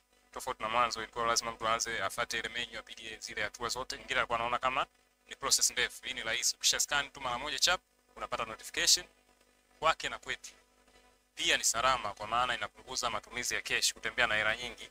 Kwa hiyo inamweka safe mgeni na sisi pia kwetu. Ule ubora kuhudumia wateja unaongezeka sana. Ukiacha kwamba ilikuwa unaweza kufanya miamala kutoka benki moja kwenda benki nyingine, lakini TIPS imerahisisha kwamba unaweza kufanya miamala pia mpaka kwenye makampuni ya simu. Hii imeongeza upana na ukubwa wa wateja kuweza kupata huduma. Umefaidika sana, na kikubwa yote ni wateja kuweza kufanya miamala yao kwenye mfumo wa pamoja ambao uko ndani ya TIPS. Benki Kuu kuja na mawazo haya mazuri ambayo yameweza kurahisisha miamala namna gani itakavyoweza kufanyika. Lakini kupitia mfumo huu sasa, kwa sababu tumemaliza awamu ya pili, tunapoenda kwenye awamu ya tatu tutahakikisha tunaunganisha namna mbalimbali, na kwa kutumia mfumo huu gharama ambazo zilikuwa zinatumika awali kutoka labda kwa mtumaji mmoja kwenda mwingine zitaendelea kupunguzwa, na tunaamini kwa kufanya hivyo watu wengi watashiriki zaidi katika utumiaji wa mitandao au mifumo ya kidijitali.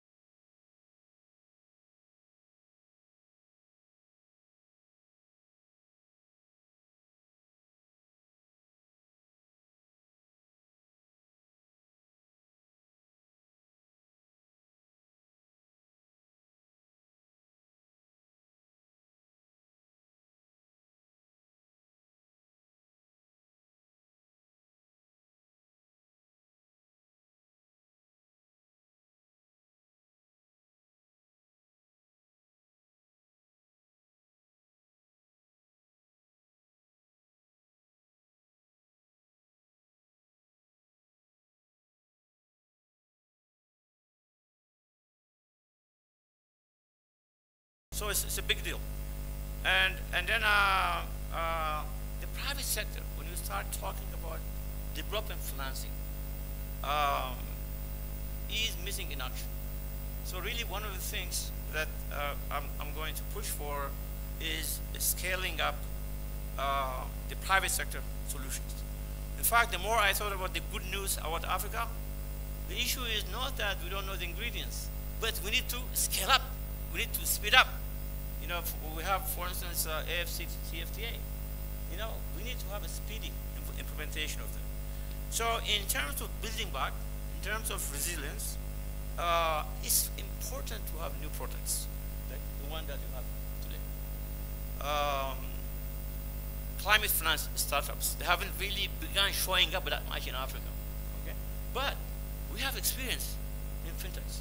So we have entrepreneurs, right? So there are private sector guys. That's why I feel like the private sector really should be at the center, because they can actually innovate. They can do stuff without, so sometimes they're ahead of the game. The fintechs, you know, they're not invented by the government, right? These are private sector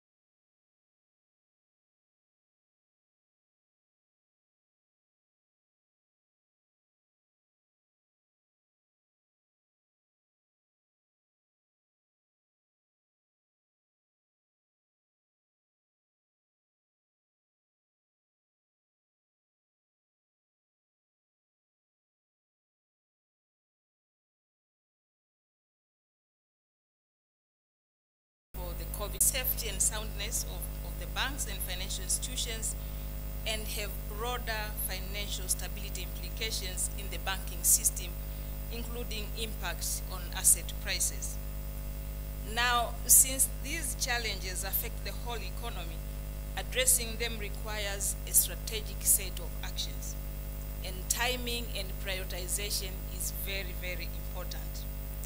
Therefore, as such, policymakers, regulators, they grapple with finding an equilibrium between fostering efficiency, ensuring financial stability, but also addressing the evolving climate change.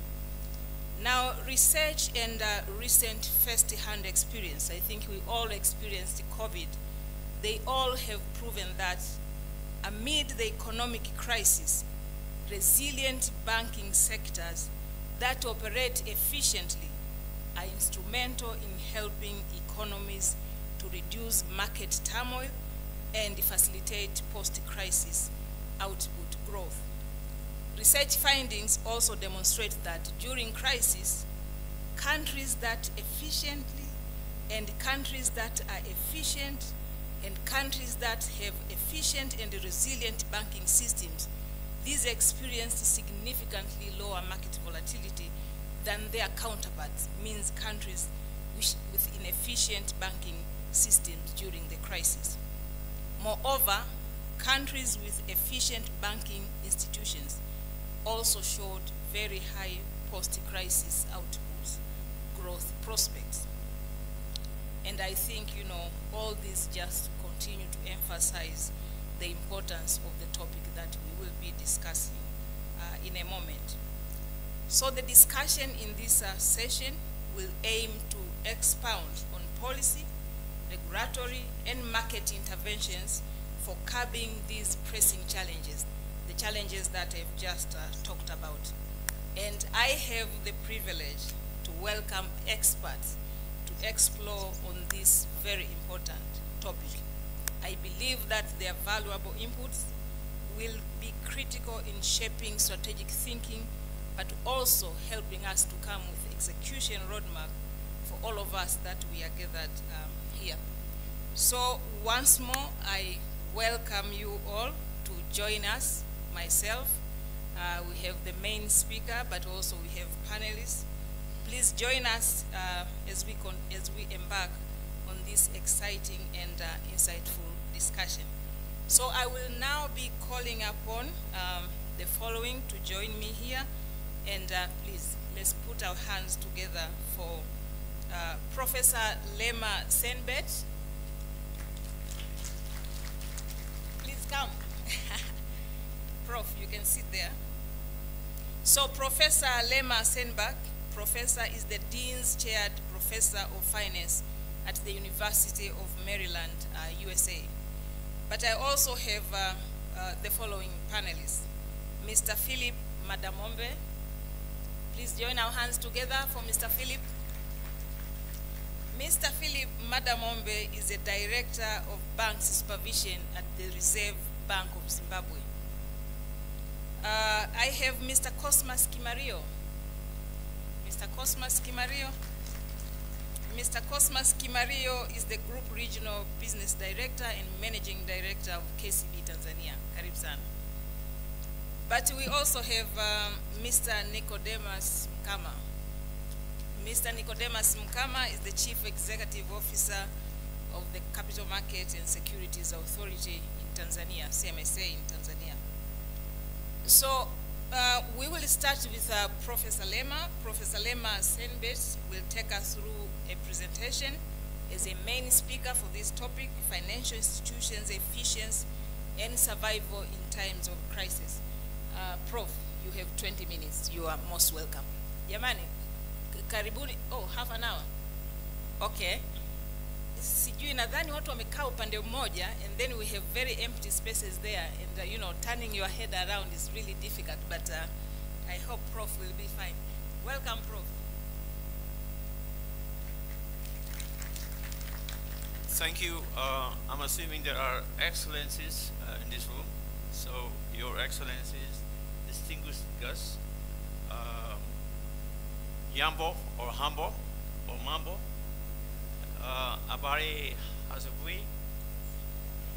Yeah, so this is homecoming for me. As I'm at the University of Maryland. I've been in the US for a long time.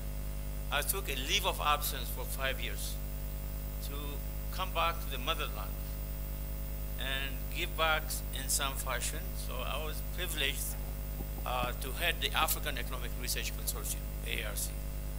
ARC is very important for Tanzania because it was the home place, the birthplace. Tanzania is the best of the birthplace.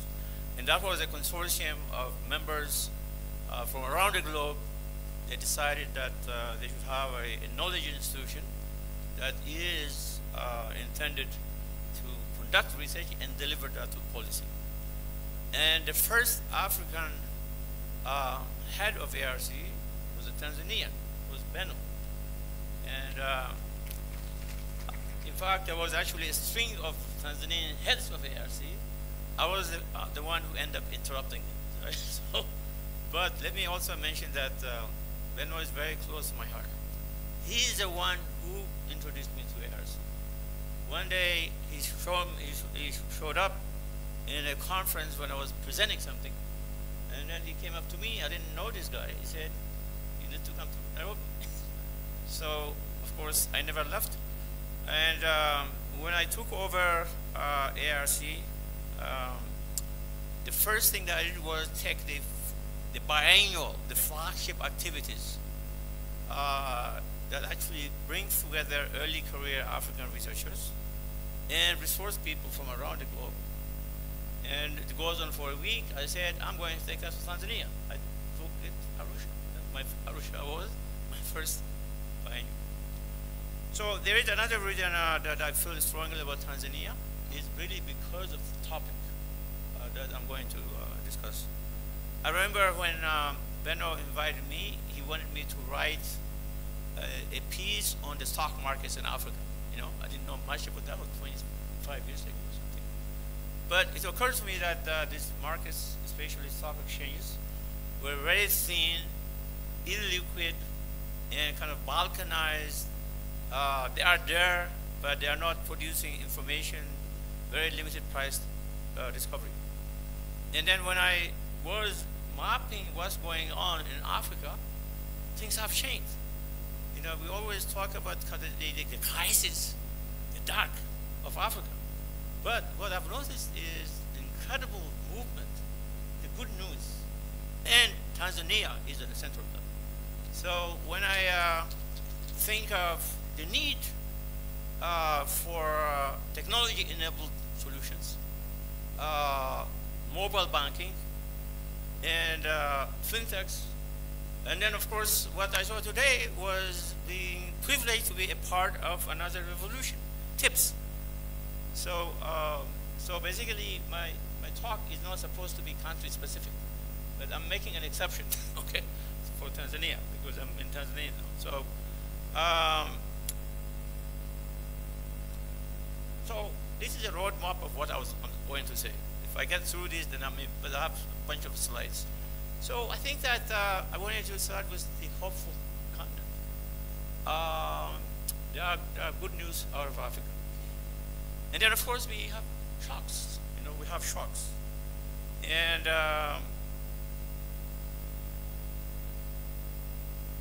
yeah, we have shocks and headwinds. In 2023 was particularly difficult.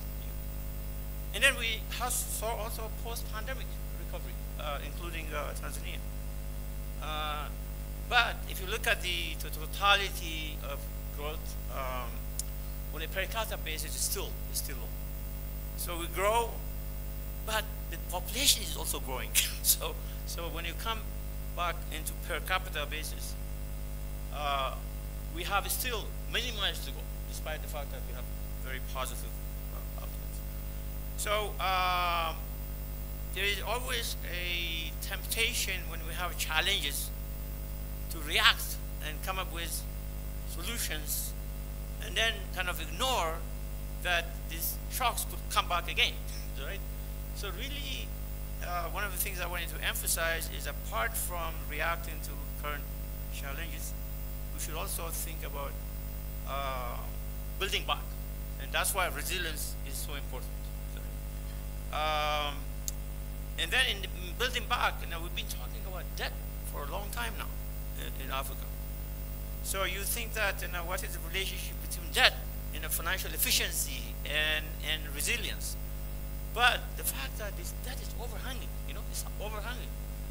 And despite the fact that projections have been positive, still we have this debt servicing cost and substantial distress, and it is taking up space from dealing with some big issues as climate solutions. So it's a big deal. And then the private sector, when you start talking about development financing, is missing in action. So really one of the things that I'm going to push for is scaling up the private sector solutions. In fact, the more I thought about the good news about Africa, the issue is not that we don't know the ingredients, but we need to scale up. We need to speed up. We have, for instance, AFCFTA. We need to have a speedy implementation of them. So in terms of building back, in terms of resilience, it's important to have new products, like the one that you have today. Climate finance startups, they haven't really begun showing up that much in Africa, okay? But we have experience in fintechs. So we have entrepreneurs, right? So there are private sector guys. That's why I feel like the private sector really should be at the center, because they can actually innovate. They can do stuff without, so sometimes they're ahead of the game. The fintechs, they're not invented by the government, right? These are private sector activities. And I mentioned earlier about this thinness, the liquidity of markets, including banking. We need to have integration. We need to have a scale. And then what I noticed is that even in that score, things have improved. And I'll mention that more specifically. So when you integrate, when you scale up, you also position yourself to be integrated into the global financial economy. And of course, given that we have so many headwinds, so many risks coming up, it's also imposing challenges on regulating digital financial services. Climate risk-sensitive assets. That's not easy. So I think one of the things that I'm going to put a lot of emphasis on is capacity building, because that's what ARC is about. We need capacity building everywhere. We need to strengthen capacity building in risk management, data and information capacity, digital capacity, talented financial manpower, public finance, and debt management. So for instance, if you look at the debt, the data and information capacity, you have heard about credit ratings. We have rating agencies. And despite the fact that you see some positive performance outcomes, a lot of African countries are, well, undergraded, right? So, and the question for me is not to simply say these guys are biased. I think it's also incumbent on us to be self-reliant and make sure that we have appropriate database, appropriate information, proactively engage with so the fact that we have gaps here in our own house is also contributing to credit ratings. Okay, so you remember there was a Time magazine. Remember there was a hopeless page.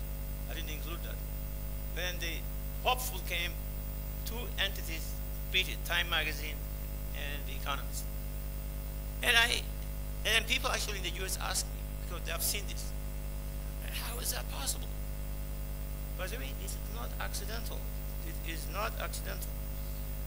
It is a result of extensive economic and financial sector reforms over the years.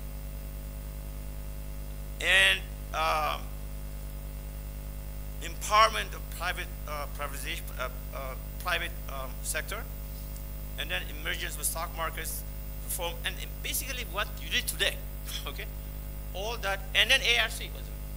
So informed policy making, you know, it took me a while to recognize, I learned that when I was at ARC, is a factor of production of growth. Let me give you an example. You could have policy formulation that's misguided. You will destroy value. It aggregates into economic performance. And if you do it well-guided, and evidence-based, you create value. And that actually adds to economic performance. So I believe that informed policy making is I'm going that way.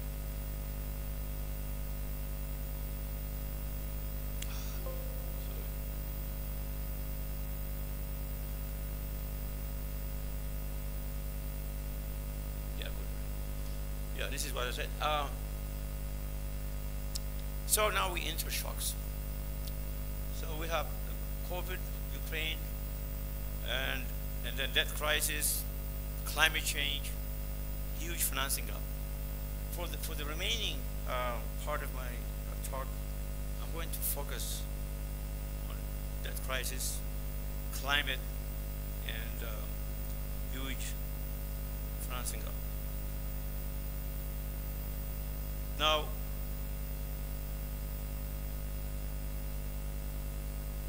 so as I mentioned earlier, we have growth. And there is some kind of divergence between resource-rich and resource-poor countries.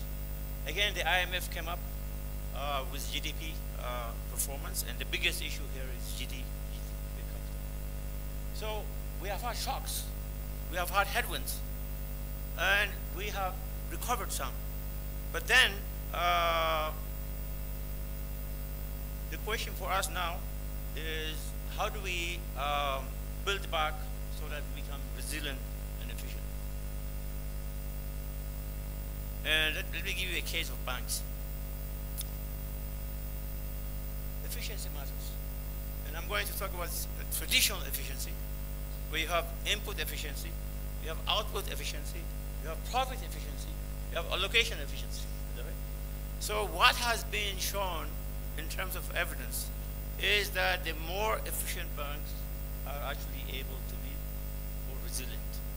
And that much is clear. And what the implication of that is, in regulating, you are going to look at the metrics of banking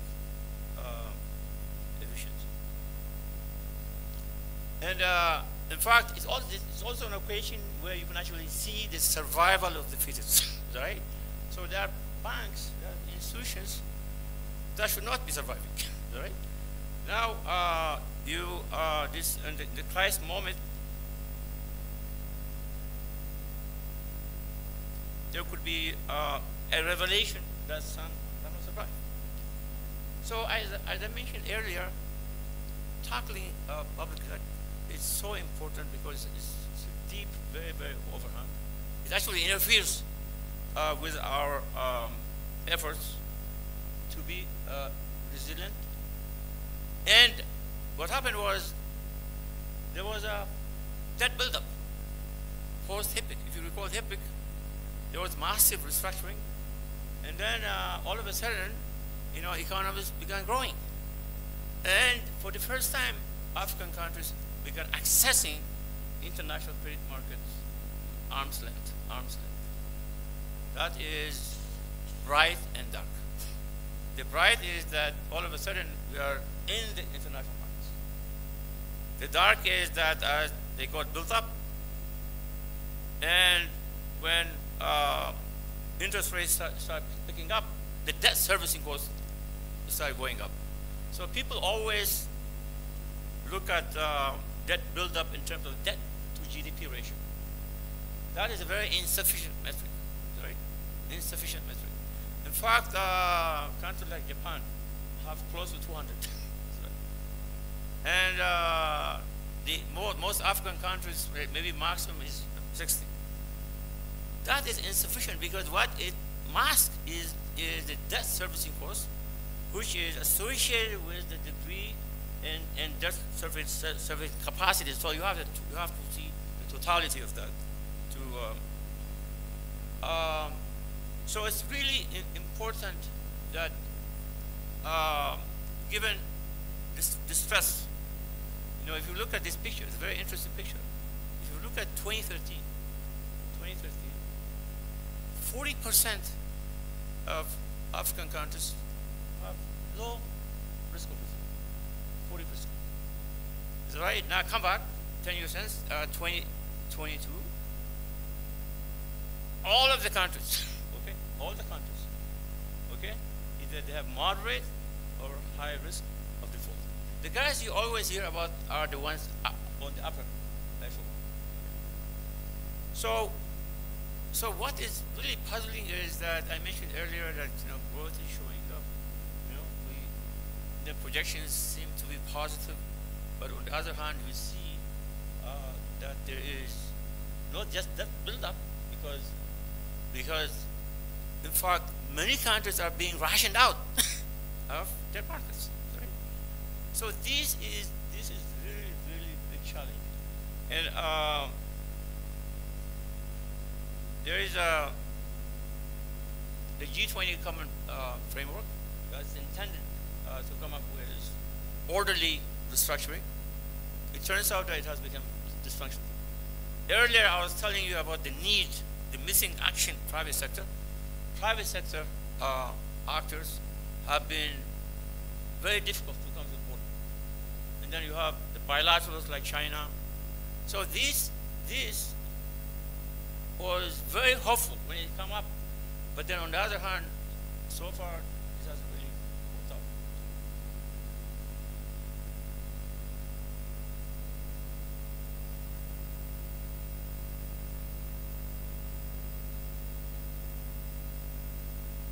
So as you can see, countries are becoming distressed. Yeah.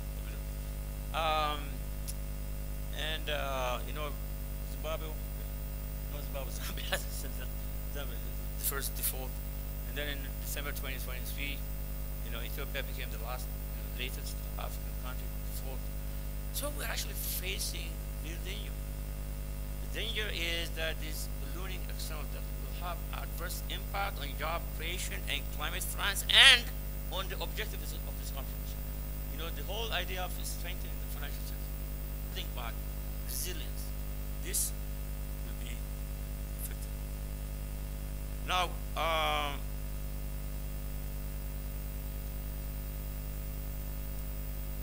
so one of the misfortunes of this is that it is distracting us, taking away our capacity from dealing with big emerging issues such as climate.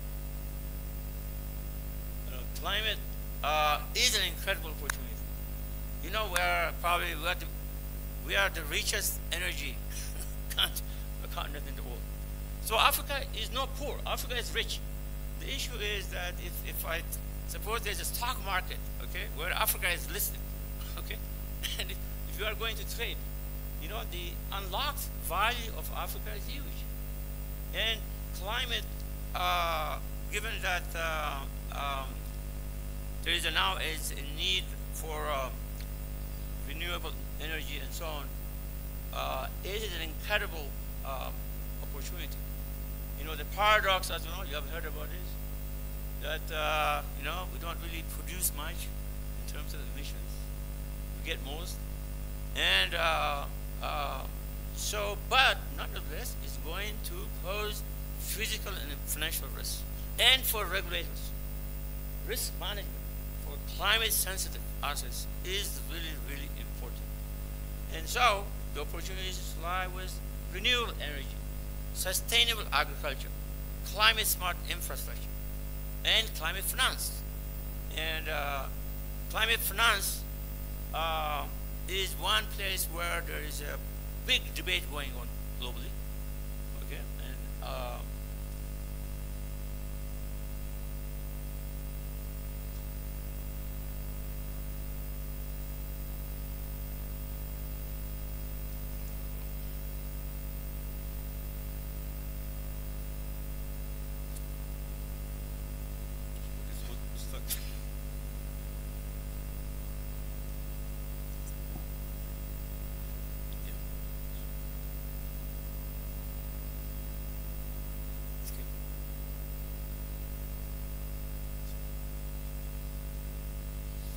So, and this being recognized by AU, there was a declaration. The question now is who's going to pay for this? Who's going to pay for this?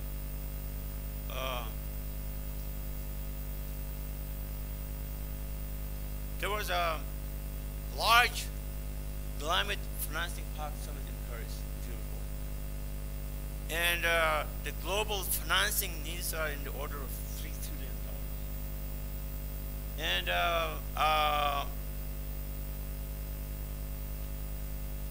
And there also has been promises by the global partners, but they are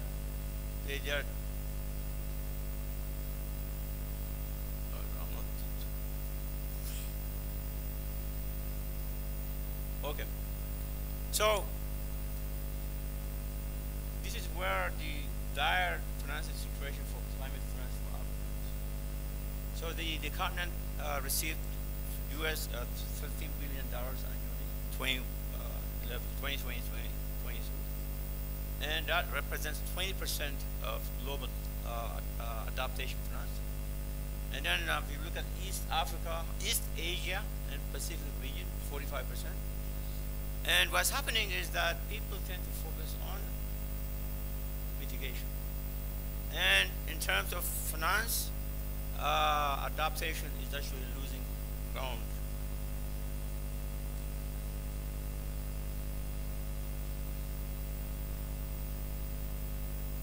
So I think I'm going to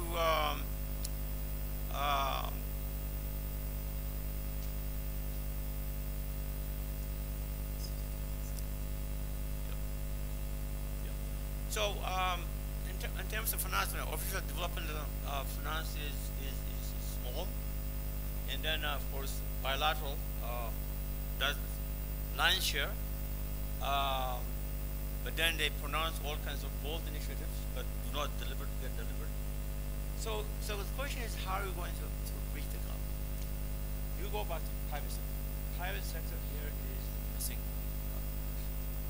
So there is a need for private-public partnership, and as we know, in the private arena, you have equity markets, debt markets, entrepreneurship, climate startups, and climate finance. And climate finance startups, I haven't really seen many of them in Africa, but I think this will be an opportunity. And then, of course, blended finance, that's public-private partnership.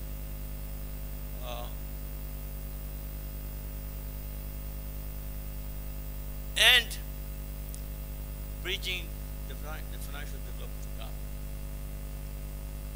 So bridging the gap for financing requires bridging the developing gap of finance in Africa. So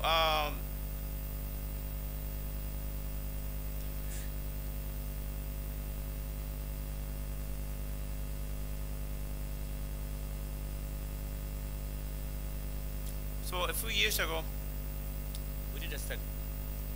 The study was to look at how African countries stack up against the benchmark financial development line. So what we did was we ignored Africa for a moment, looked at peer low-income countries, ran all kinds of regressions, and came up with a line. And then we projected this on Africa. So basically, we measured African financial development gap. And reforming finance is now tantamount to bridging that gap. And what as I mentioned earlier, there have been improved debt and intermediation across the continent now. There's improved financial access. So things are actually moving up, and including Tanzania.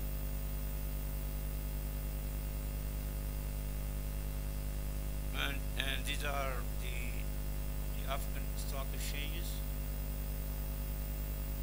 And there are close to 30 stock exchanges. And sometimes it feels like people are competing. to set up a stock exchange. Countries are competing, as like they're competing for national airline. Okay?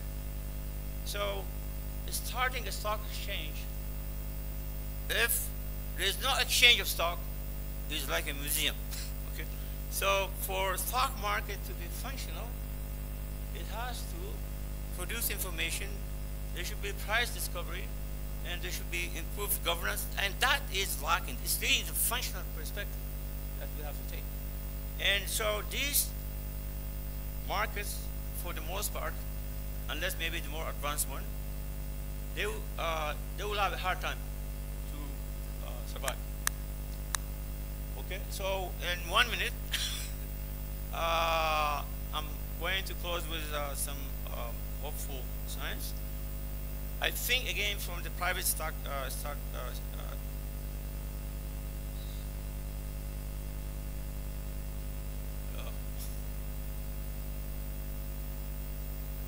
okay, I think I'm going to ignore the slides. I'm going to talk with those slides, and then I'll be done. And this is a very provocative slide, as you know, right? And it says the future of fintech is tough. It really is. And you guys have begun showing up. And climate opportunity is so huge. That is an incredibly huge fertile ground for fintech. By the way, fintech is not just the future for the globe, and Africa being the basis, but it's also a start. It's also where it began. So the idea of climate startups, fintechs, innovation, that is the way to bridge this gap. But let me point out that we should pay a lot of attention to capacity building. Okay, as markets become complex, sophisticated, we need a commensurate, capable, talented financial manpower. We need to integrate these markets. And there are integration efforts actually happening already in West Africa. And some of you have heard about this the African Exchange Link Program, which is really it's almost like a game changer. And we need to make sure that the capabilities are also for risk management. Risk management has actually expanded. We have now, climate, and then also, it also imposes challenges for regulation, regulating digital financial services, and regulating this fast-changing terrain challenge. This is important. Now, we know this is also one way to become more self-reliant. And we will have to reduce over-dependence on external guys. I think the external guys that we should be using should be for technicals.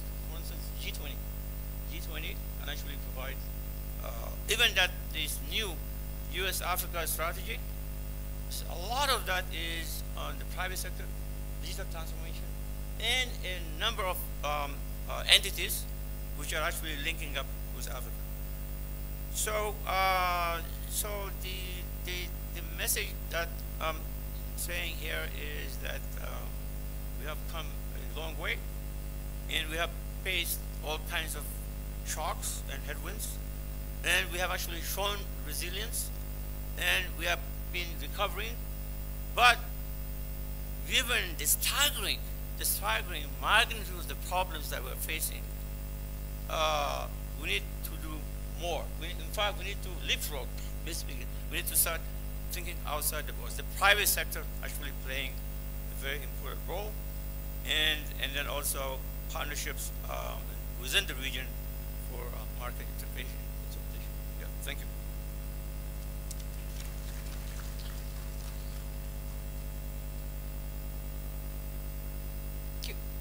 Thank you very much, Professor Lema Setbeck. I think Professor has actually covered so many things, yeah? but I think I like the way he has tweaked the topic of the presentation. I think we had financial institutions, efficiency and survival in times of crisis. But you can see that the presentation that Professor Lema has just finalized had a topic called Perspectives on Long-Term Viability of Financial Institutions, which I think I like even more, because even as much as we are talking about efficiency and survival of these financial institutions in times of crisis, I think this is all about sustainability. It's about long-term existence of these financial institutions. And I think Professor also covered how do we get there. He talked about capacity building, many times in his presentations. Capacity building in risk management, capacity building in areas of importance nowadays, data management, information, technology, and all that. But most importantly, I think he has also talked about capacity building of our people. How are we capacitating our people to ensure that, they are able to cope in this environment that is ever changing. Professor also covered a little bit on the stock markets, and the fact that, the stock market should really play their role, price discovery, providing information, and if they are not doing this, then are they museums? I think this is what Professor has covered. But also the future of fintech in Africa. I think all this is really about sustainability and long-term existence of our financial institutions. If we are not able to compete in this market where you have fintechs, they are coming up with products and all that, do we compete? Do we partner with them? This will all just ensure our long-term existence in this market. Now, I think before we move into the panel discussion now in terms of the questions and the answers, I can see people are really just, quiet, sitting, relaxed. Can we stretch a little bit? Can you stand up, please? I think after that we will have, a better discussion. Let's stand up. You just follow me. Get some space.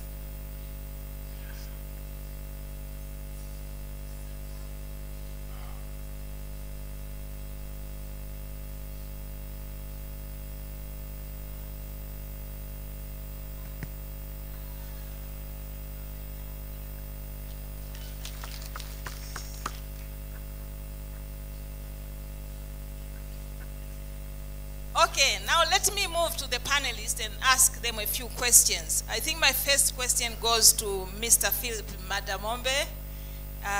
Mr. Philip, what are the strategic steps that can regulators take to maintain efficiency and stability of the financial sector during crisis? And we know that you come from Zimbabwe. Can you please share experience, particularly from Zimbabwe, but also, anywhere in developing countries? You have 5 minutes, Mr. Philip Madabo. Welcome. So, good afternoon, everybody. Governor, thank you for inviting the Reserve Bank of Zimbabwe to this very important meeting. Being a regulator, I think it's important that I start by reminding each one of you that the overarching objective of bank regulation is to foster financial sector stability and build resilience to shocks. And when you do that, you are providing for sustainable source of credit, of savings, products and payment services for the economy. I think this is very critical for us as regulators and for the bankers here. And again, as been said, there's been a lot of research that has been done, which shows that a stable and efficient financial system is very critical in promoting and sustaining economic growth and development. We have also seen, I think, through the effects of COVID, that the financial sector is kind of de-linked from the development agenda. And this is an area that we also look at. And then in terms of what has been happening, where economies and financial markets have in the past been experiencing different crises and of varied dimensions and proportions. But if you look at the COVID-19, I think this one is the economic shock of all times.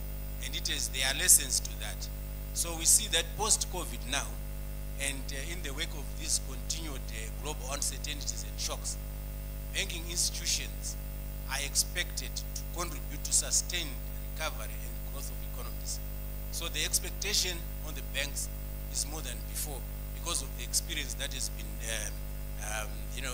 that we've gone through. But also as we look at the crisis, we also look at it in the negative. But I always want to look at it to say that crises themselves can catalyze positive change if you harness them effectively. So when you look at how we do things in Zimbabwe post COVID-19 now, if I have a discussion with my CEO of a bank, I say, Mr. CEO, can I have a risk register? Then they give me a risk register. Mr. CEO say, can I have an opportunities register? There's nothing. So what we are now insisting on is look at risk, but I also want to see an opportunities register. So that's the opportunities that arise, which we must leverage on. So specifically in terms of some of the issues that we regulators can do in terms of fostering efficiency, we can reduce the spread of systemic risk and assure continuity of financial services through various areas. One of the areas is enhanced supervision of banks. And when we do that, this must be characterized by on-site examinations that are intrusive and incisive in nature, so that we are able then to identify emerging risks early, and then we can take corrective action. What we did in Zimbabwe is that when COVID came, our focus was on two C's: continuity of operations and credit flow. And because of that, we then recalibrated our supervisor approaches and methodologies to deal with the uncertainties that was unfolding. We did undertake comprehensive thematic reviews, especially on asset quality, considering that borrowers were in distress. We also now held regular virtual meetings with management and also insisted on board members to be part of those regular, virtual meetings. We also relaxed some prudential norms on asset classification and so forth. And we also learned that sometimes extraordinary times require extraordinary measures. There are times when you need to think beyond conventional ways of bank supervision. We looked at that and did that, particularly with a view to avert the build-up of loan defaults. We requested our banks to work constructively with their borrowers. But at the same time, we noted that there were certain borrowers that were cutting across the banking sector, and these were NPLs. And then what we then did was that we said, instead of us insisting on the banks to work with those obligors who were not paying, I called them one by one to my office and told them that you have a borrowing this bank and this and this, and because of that you are non-performing, and what you are going to do is what we are going to kill the whole banking sector, because we have been hit before in terms of NPLs. And what that did was to unlock, a lot of the impasse that was between them and the banks. So it was unconventional in that we were now dealing directly with the borrowers.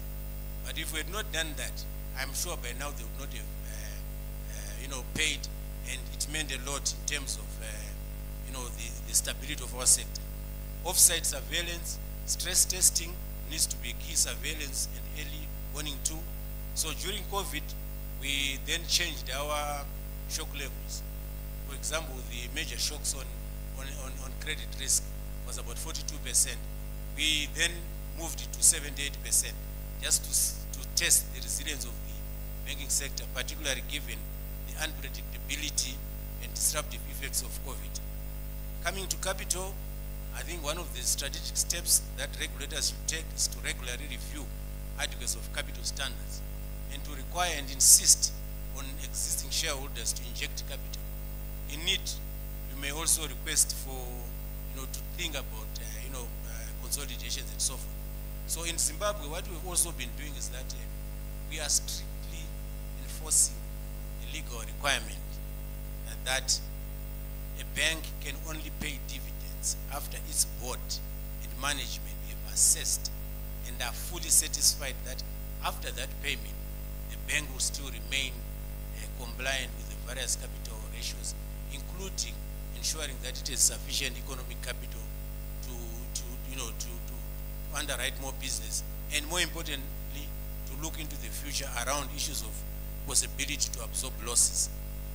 We also think that regulators need to develop sufficiently comprehensive regulations on domestic systemically important banks as part of risk-based supervision. We have done that, and we have 5 of our banks that are DSIP, and we request them and them to have additional capital buffers. And then one other important factor that we are building capacity on that we think is very critical relates to the need to conduct business model analysis of banks to ensure that they are strategically aligned with the bank's core competencies, its market opportunities and risk management capabilities, and that will enhance efficiency and sustain competitiveness within the evolving landscape. And as well, regulators need to ensure that banks are prepared for the unexpected. In this regard, banks should be required to prepare detailed and plausible living wills, which are called recovery plans ahead of crisis. In Zimbabwe, we also do this, and I'm sure all regulators also do this, and we also then require banks to submit to us annually. And then business continuity management is very critical. The business continuity plans must be activated during a crisis to ensure maintenance of critical operations without significant disruption. I think guidance around business continuity, third-party, sourcing is very critical as well. And then on the part of regulators, we need to develop and operationalize contingency planning and crisis management framework. This is essentially a blueprint for identifying potential risks and implementing preemptive mitigatory measures, and also establishing very clear procedures for crisis response and recovery. We also noted that crises are often accentuated by weak governance structures, and there's need in that regard to have progressive boards. These are boards that add value to the institutions and not passive boards.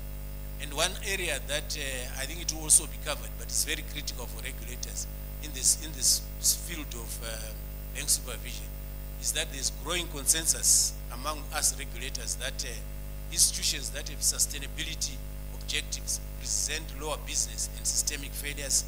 So in Zimbabwe, in order to ensure strong, sustainable, inclusive, profitable, climate-proofed and crisis-ready institutions, we have been resolutely focusing on the adoption of sustainable banking practices in the banking sector. And 14 of our 19 banks are currently participating under what we call the Sustainability Standards Certification Initiative, being run by the European Organization for Sustainable Development. In terms of that standard, there is a clear link between sustainability and profitability. And where you have banks that are profitable, they are now able to deliver impact to the society. One important aspect relates to technology. Banks can navigate volatility by harnessing technology. And technological transformation can be a source of long-term profitability for the banks. So it's important for the banks to adopt technology and to embark on reasonable, innovation that is responsible. And on the part of banks, let me share, because I was talking more on the regulators, but also on the part of banks themselves, institutions, they need to execute new offerings better, faster and more efficiently in order to survive. And as the consumer preferences change, banks may require to focus on user outcomes and user experiences instead of products. I think the preferences are changing. And then there will be need for the banks to broaden their revenue base without bloating or ballooning the balance sheet. The source and credibility and sustainability of earnings in this regard becomes key. There's need for earnings that are generated through sound business models where earnings targets that are in place do not lead to short-term profits. So if you focus on short-term profits at the expense of long-term profitability, you are bound to weaken your institution. In conclusion, madam, there is need for a paradigm shift from short-term thinking to long-term termism if banking institutions are to survive and adapt to the fast-changing world. Meanwhile, as regulators, we must continue to recalibrate our regulatory and supervisory processes so that they remain fit for purposes. Madam, I had a lot to share, but in the interest of time, I will stop here. Asante sana. Asante sana. Asante sana. I think very, very, very relevant comments coming out there, but I really like the fact that why do we only look at risk registers? Yeah, let's start looking at opportunities registers as well. But I think as he finalized his presentation, long-term view, sustainability, that's the only thing that will ensure that these financial statements, these financial institutions continue to survive for a long term. But I think maybe just to add, because we were looking at measures that were taken by the Reserve Bank of Zimbabwe, I think similar measures were actually taken by the Bank of Tanzania during the COVID-19 pandemic. And maybe just to mention a few, the Bank of Tanzania here also, really adopted a number of relief measures that helped to cushion the economy, but also to support the banking sector in Tanzania. They reduced the statutory minimum reserve ratio, but also they reduced the discount rate. They reduced the haircuts for borrowing using government securities, but also there were quite a number of regulatory flexibility, particularly on restructuring loans and facilities for borrowers that were facing challenges during the pandemic. And I would say that the governor is here, the banking supervision teams are here. These measures really, really helped the banking sector in Tanzania. I think when the global revenues for the banking sector were declining, actually the revenues for the banks in Tanzania were growing, double digits, both in 2020 but also in 2021. So I think a round of applause for the Bank of Tanzania. That was, brilliant work. I'll try to be within 5 minutes, even as I know some have exceeded a bit. The beauty with what I was presenting is that it's being chopped piece by piece since morning when Makamu wa Rais was presenting. And so it's leaving me with, now I'm going to cherry pick what I wanted to speak so that I don't appear repetitive when it comes to the audience. And I think in terms of the question and how we organize, I look at it from multiple fronts. For instance, we really need to understand the nature of this crisis we are talking about, because in a way there are, in my view, two types of what we talk when we look at what is happening in the banking sector. For example, when you have a situation where there is the sector or the economy is solvent, then we really don't term that as a financial crisis. That is actually a financial disruption. And I think when you have that situation and you are dealing in a banking sector, it's only panic which makes us not to deliver what we are supposed to deliver. Because if you have a bank, for instance, struggling with some liquidity here and there and can access liquidity from the central bank, you can really not start talking about crisis. That one we term as a financial disruption. And clearly even what is happening on FX today in our markets across emerging markets is exactly that. Now, a financial crisis is when you have a situation where the sector is insolvent and it becomes really difficult to even know what is happening tomorrow. And that takes me to my next question, which now says, how do you deal with that in multiple setups or economies? If you look on that situation, if you have a developed economy, the typical economies are the AAA rated ones, that crisis is easy to maneuver around. And I'm not saying easy in the context of absolute easiness, but it becomes easier to manipulate as opposed to the others which I'm going to mention.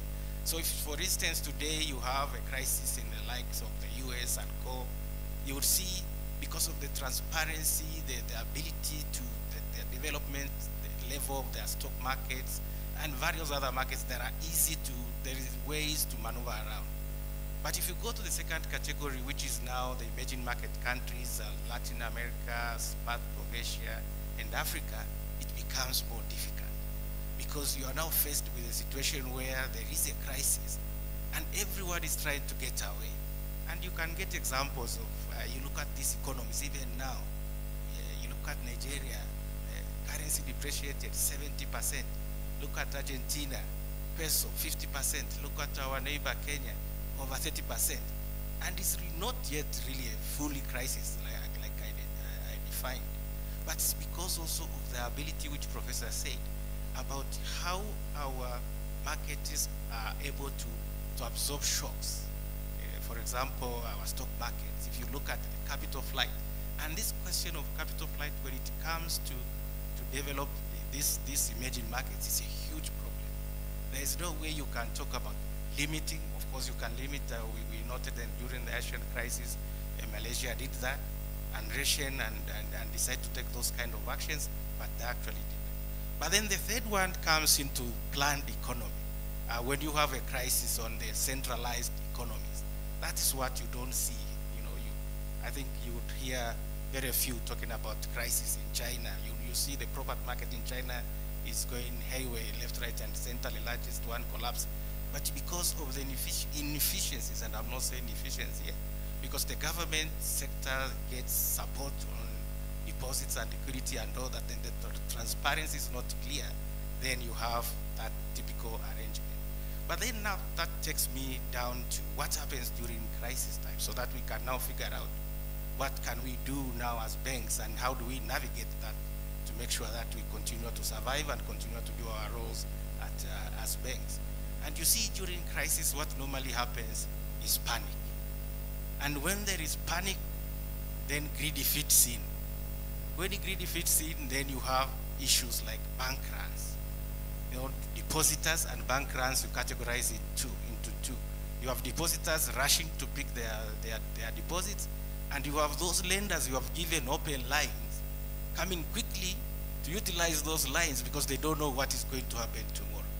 So you have double crisis. Depositors chasing their money out, and then those borrowers who you have given money coming now to utilize those lines. And there is absolutely no way, even as big as you be as a bank, to sustain that pressure. And all of us know what happened to Washington Mutual. That was the largest failure in history. We're talking about 307 billion US dollar size of a balance sheet. That is 800 trillion TZS. And within 10 days, depositors withdrew 17 billion. Now, even if you have, what do you do to have someone who is taking 17 billion? So later I'll talk about now how we are going to organize, because even when they take that money out from this one entity, it's not going anywhere. It's going to another entity. So it's moving from A to B. So someone who is being hit by 17 billion, there is another one who is getting 17 billion. So how are we going to organize to ensure that we harmonize that?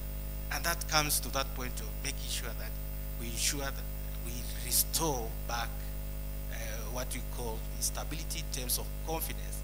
Because what we normally say in banking is that when the banks cannot do their jobs right, and the Vice President said in the morning, if we don't do our things right and monitor our borrowers correctly, depositors will monitor the banks.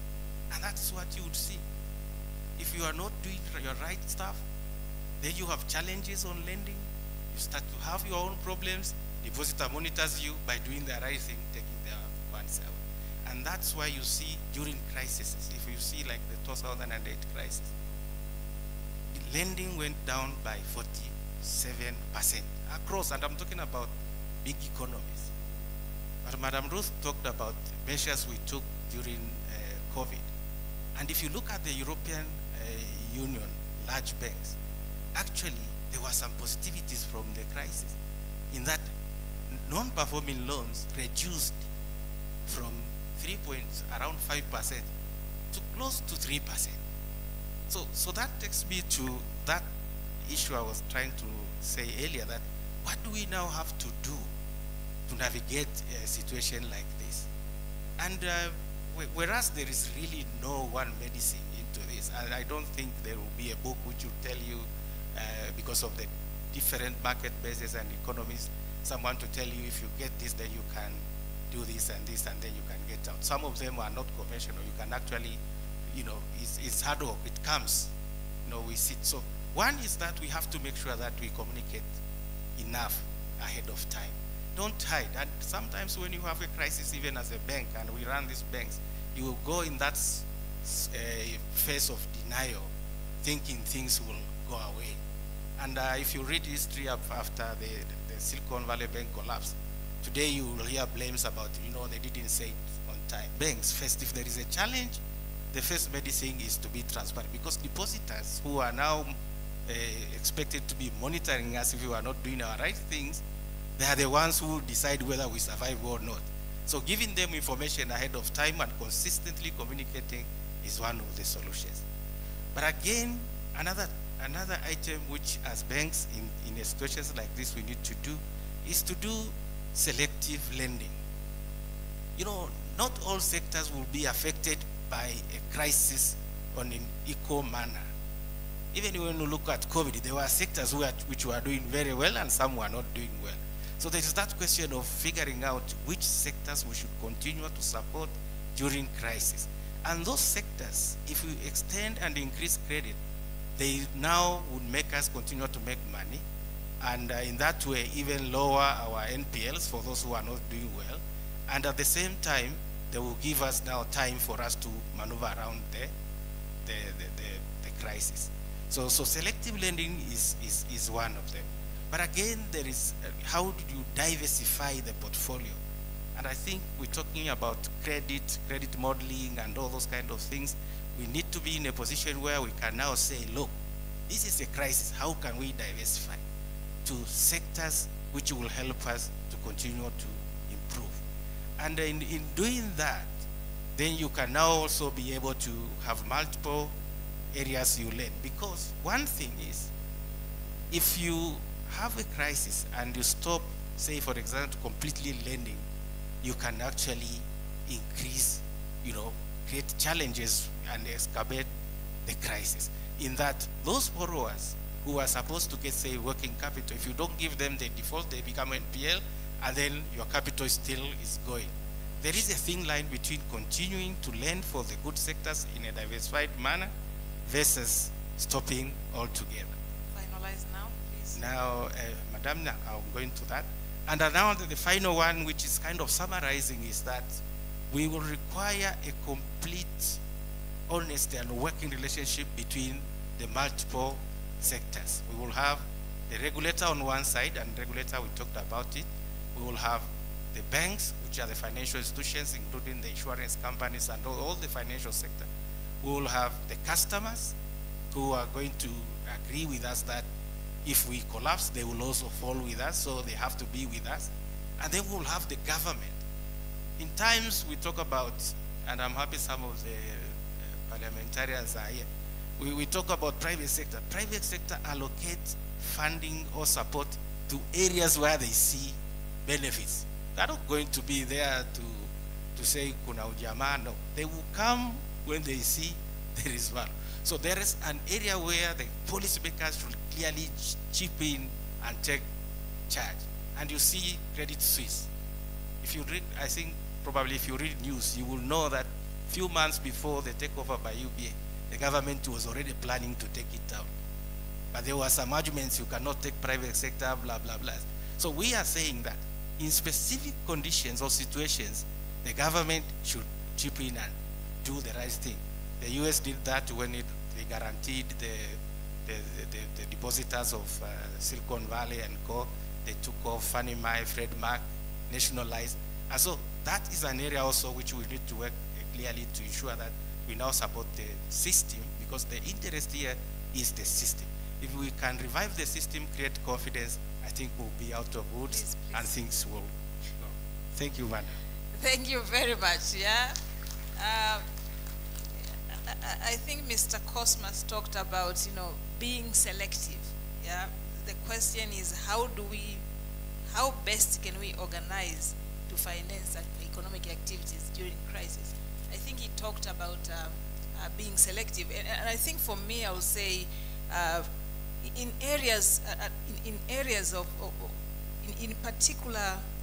particular crisis period, I think we need to be very, very strategic in terms of how do we distribute the lending activities, yeah, inclusive and high impactful sectors. So, for example, agriculture, yeah, industries, and all that.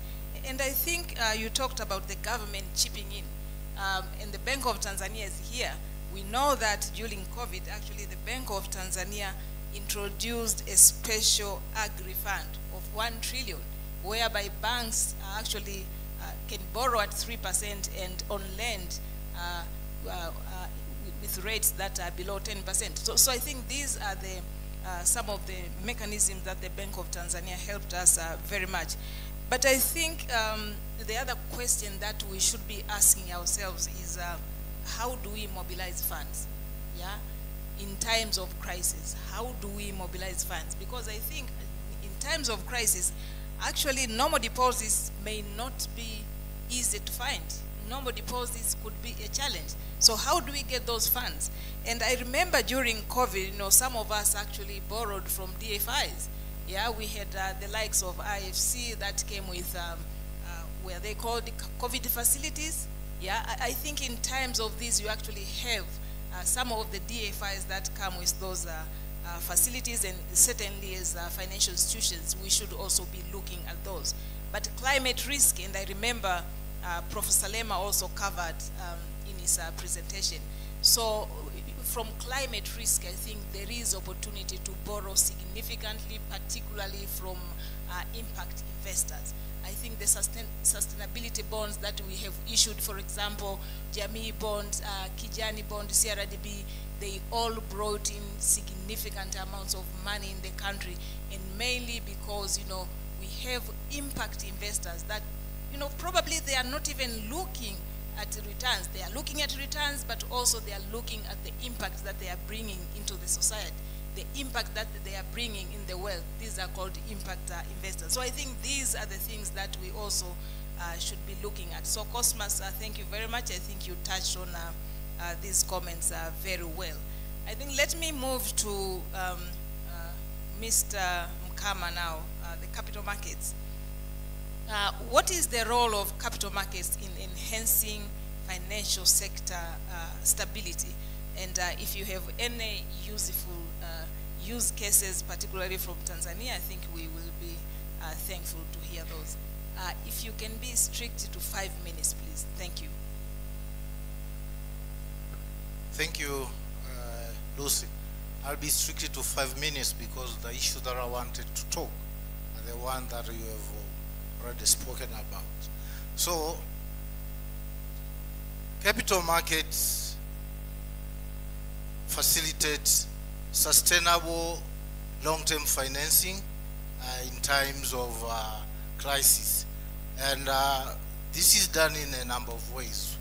One is through issuance of medium-term note programs like the one that was done by NMB, where we approved a medium-term note program worth 1 trillion, and also for the one with CRDB banks, where we approved a medium-term note program worth 780 billion. This provides opportunities and avenues for banks and financial institutions to get funds that are long-term in nature instead of relying on short-term deposits that might not be readily available during times of crisis. And by raising these funds, which are long-term in nature, they facilitate these banks and financial institutions to enhance their capital adequacy. Because what has been noted is that during crisis, what is really very critical is rising level of non-performing loans.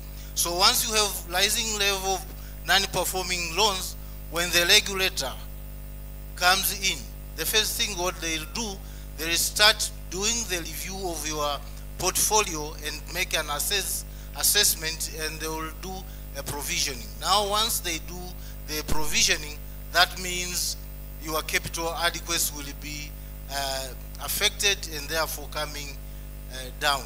Now if your capital adequacy is low, that means your ability to lend will be lower.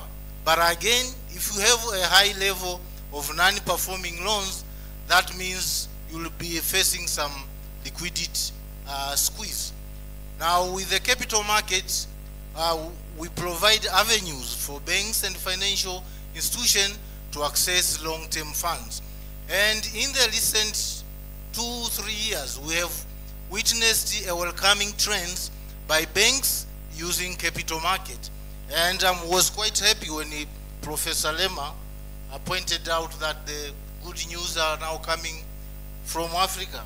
I think this is evidence to with what happened in Tanzania, where the first green bond was issued in our market, and it is listed on the Dar es Salaam Stock Exchange. And this has been the first green bond with the biggest ticket size to be issued in sub-Saharan Africa. So this underscores the point that have been raised by Professor Lema, that now good news are coming in Africa. But I'm quite happy that on my right hand and on my left hand, I'm engulfed by CEOs who have done and facilitated issuances of this instrument that has been successfully and has put Tanzanians on the international map for innovative, long-term sustainable finance. NMB issued the first gender bond in sub-Saharan Africa. It is listed on the Dar es Salaam Stock Exchange, but is not close, but also is close listed on the Luxembourg Green Stock Exchange. So this has helped to profile not only NMB, but also the capital market as well as the country, where we are now able to attract not only investors who are looking for returns, but investors who wants to make impact in the financial system. So if we have this kind of instrument coming to the market, that's how you are able to address challenges in the financial sector. I was quite happy when I was reviewing the IMF report on the role of capital market during crisis. I came to realize that capital markets are actively used in times of crisis as relative to what happens in times of good times. Because post-pandemic, more than 66% of the issuances for sovereign was issued post-pandemic, but 32% was also issued by corporate bonds. So you could clearly see how capital markets play a pivotal role in facilitating banks and financial institutions in times of crisis. So I would call upon all players in the banking sector to work together with intermediaries in the capital market so that you design instruments that are going to facilitate addressing issues of liquidity, capital adequacy, but also on the cost of funding. And with that, we can clearly make a very big difference. Kenya Commercial Bank issued the first Sharia compliant Sukuk bond that has been issued to the public and now is listed on the stock exchange. That has been a groundbreaking transaction that has helped other financial institutions also to design and come with Sharia compliance products. We have seen Amana Bank doing the same, but also that has opened doors to financial institutions like Imani Finance doing quite a number of issuances. So we really need to tap opportunities that are in the capital market to address these challenges during economic times. Thank you so much. Thank you very much. I think that was very, very clear, and I don't need to repeat. I have one final question, and I think Mr. Cosmas, if you can help us respond to this, then I will open up for the audience to also ask some questions to the panelists. Mr. Cosmas, how can banks enhance sustainability in the evolving technological advancement, climate change, and economic headwinds? I think this is really what we have been talking all along, yeah, in terms of sustainability in the environment that we are operating. If you could use 3 minutes, I think that will be appreciated, so that we can also open to the audience to ask some questions. Thank you. Thank you, Madam Ruth. Again, and I think this topic, when you talk about sustainability and also issues of climate changes and technology, I think it's important to understand that in this context, actually there are opportunities.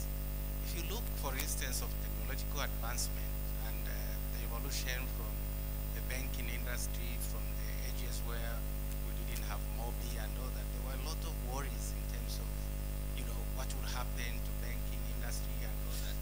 But today, we are very proud to say that we are operating as, you know, we are complementing each other to drive the sector ahead. This afternoon, I was talking to Geoffrey.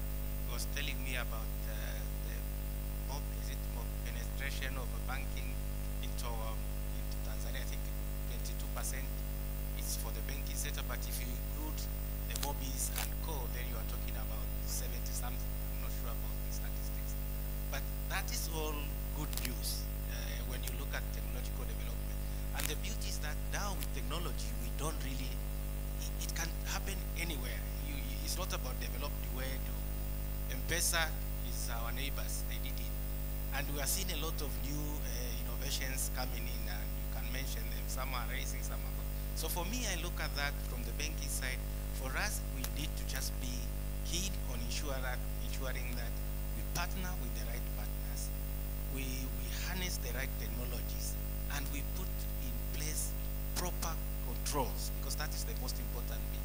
But before we adapt any new product or any new system, proper controls are in place. Now, in terms of climate risk, and we are seeing a lot of shifts and talks here and there in terms of financing fossil fuels and all that. But if you look also, and I was in Juba the other time, and I saw some of these investors putting a huge amount of solar, plant, which is going to generate maybe half of the South Sudanese power. So there are also opportunities which are coming with all these challenges, because these challenges and the beauties that are being discussed in almost all forums. So today we are discussing here, there's someone else, any meeting you go to G7, G20, these are issues which are being discussed, and the funds are being allocated for that purpose. And Madam Ruth, you talked about issues of the funds which are available to support these initiatives from the SGDs. You see there is a lot of like the EAB funding, all the FDIs are looking for specific areas to support. So banks need to prepare and put in place mechanisms and platforms. Maybe we will need even to review our setup within our banking. Remember, you have this department, that department, but is it really still the same way? Maybe we have to refigure our structure and say, maybe put there climate financing or climate risk department and give it a director. And this guy can be flying to New York, to everywhere, but then they come with all those benefits, because we're talking about sustainability in the next 15, 20, 30 years. We cannot allow to be back. So, Madam, I hope I have. Thank you very much. So maybe let me just add a little bit to that. I think we are talking about sustainability in the area or in the period of evolving technological advancement, climate risk, economic headwinds, and all that. I think if we are operating in this environment, certainly, and we want our financial institutions to be sustainable, then the sustainability agenda needs to be at the core of everything that we do. It needs to be at the core of the organization's principles and purpose. Otherwise, I think there is really going to be a challenge. I think we need to continue to ask ourselves every day, are we creating organizations that are fit for the future? Are we creating organizations that are sustainable, organizations that are relevant for the future? Which means then, are we investing in the right technology? Are we investing in the people? Are we investing in governance? Are we investing in climate risk and all that? But also I think Professor talked about the climate risk and also talked about it earlier, that it actually also provides opportunity, particularly financing opportunities. So how do we look at that as well? So investing in people, investing in technology, investing in governance, but also ensuring that we have a strategy that is long-term. So which means we don't just look at, I always tell my investors that please, let's stop looking at these quarterly returns. Let's start looking at the investments that we are putting in these institutions to ensure long-term sustainability of these organizations that we run. So I think I'm now looking at the audience, and we still have some few minutes. Secretariat, I think maybe 20 minutes? Yeah, I think 20 minutes.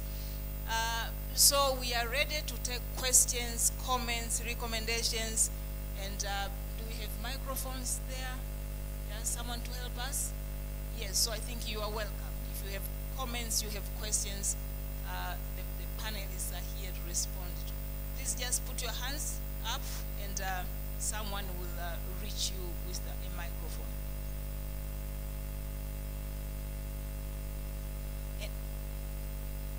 Oh, okay. There's a hand at the back. Okay. Thank you very much, Chair. Thank you very much for a very nice presentation. First of all, let me declare that I'm a beneficiary under the good leadership of Professor Lema, because I attended ARIC and is the one who signed my contract. Thank you, Prof, for your spirit of building capacity in Africa. It really helped.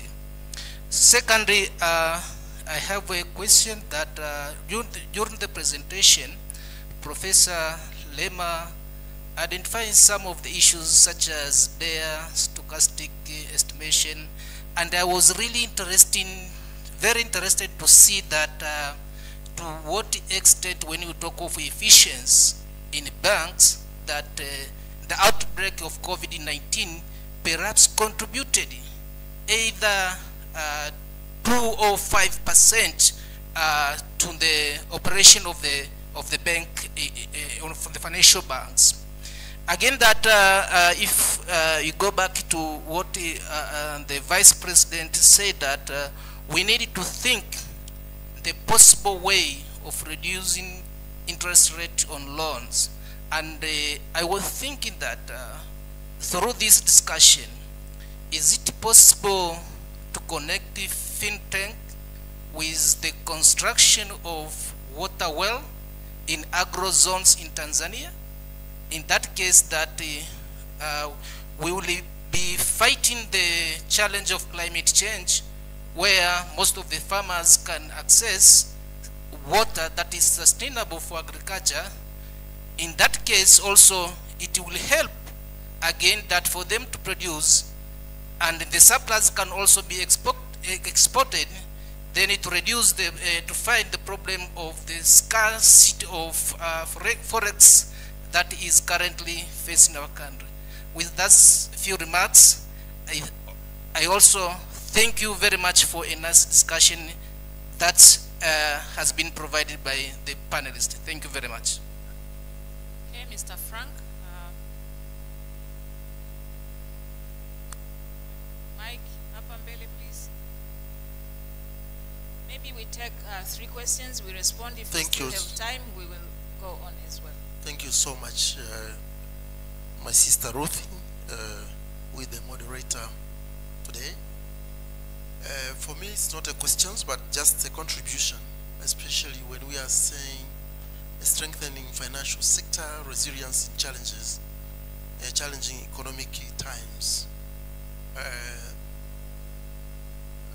With me working in the agricultural sector, I will try muchly to talk on how banks can assist probably in strengthening the financial sector during the challenging economic times. One of the things that I probably call upon my colleague bankers is to look into the agricultural sector as a very key and probably the enabler for our economic development. Why? Because when we are talking of challenges during economic times, many challenges when they come to people,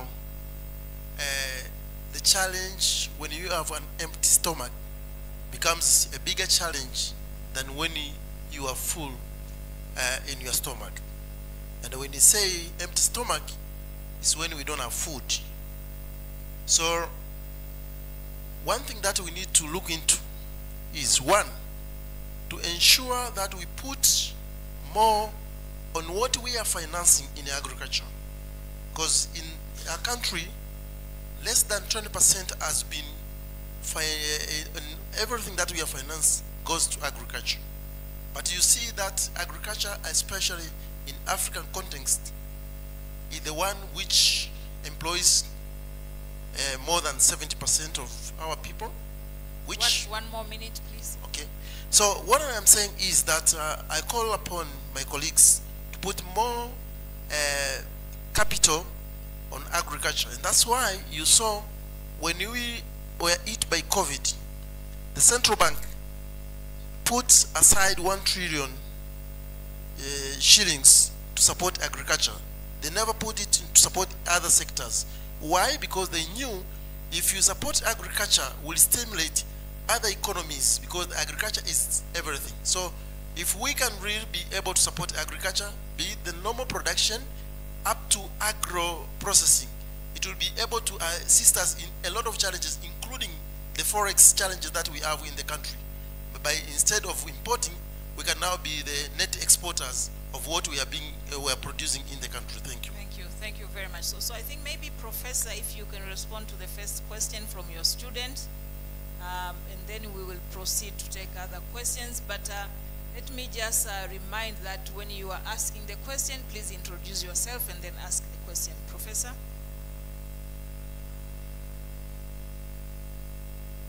Any comments?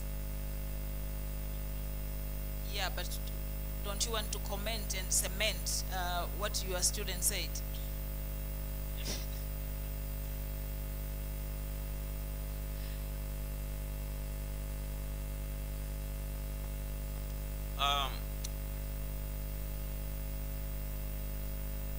First of all, I didn't really quite get the comment.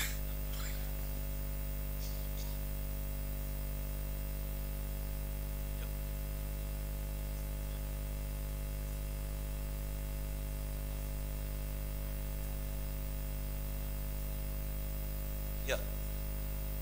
Oh no! I thought it was talking about something. Can I weigh in on the agriculture part? Yes, please. Okay. Because I think that comment is really key. You know, with advancing technology, with this conversation going on around the globe about climate and climate opportunity. You know, this is an arena where we can marry agriculture, the other sectors in terms of climate, sustainable agriculture, and entrepreneurship, and startups, and fintechs.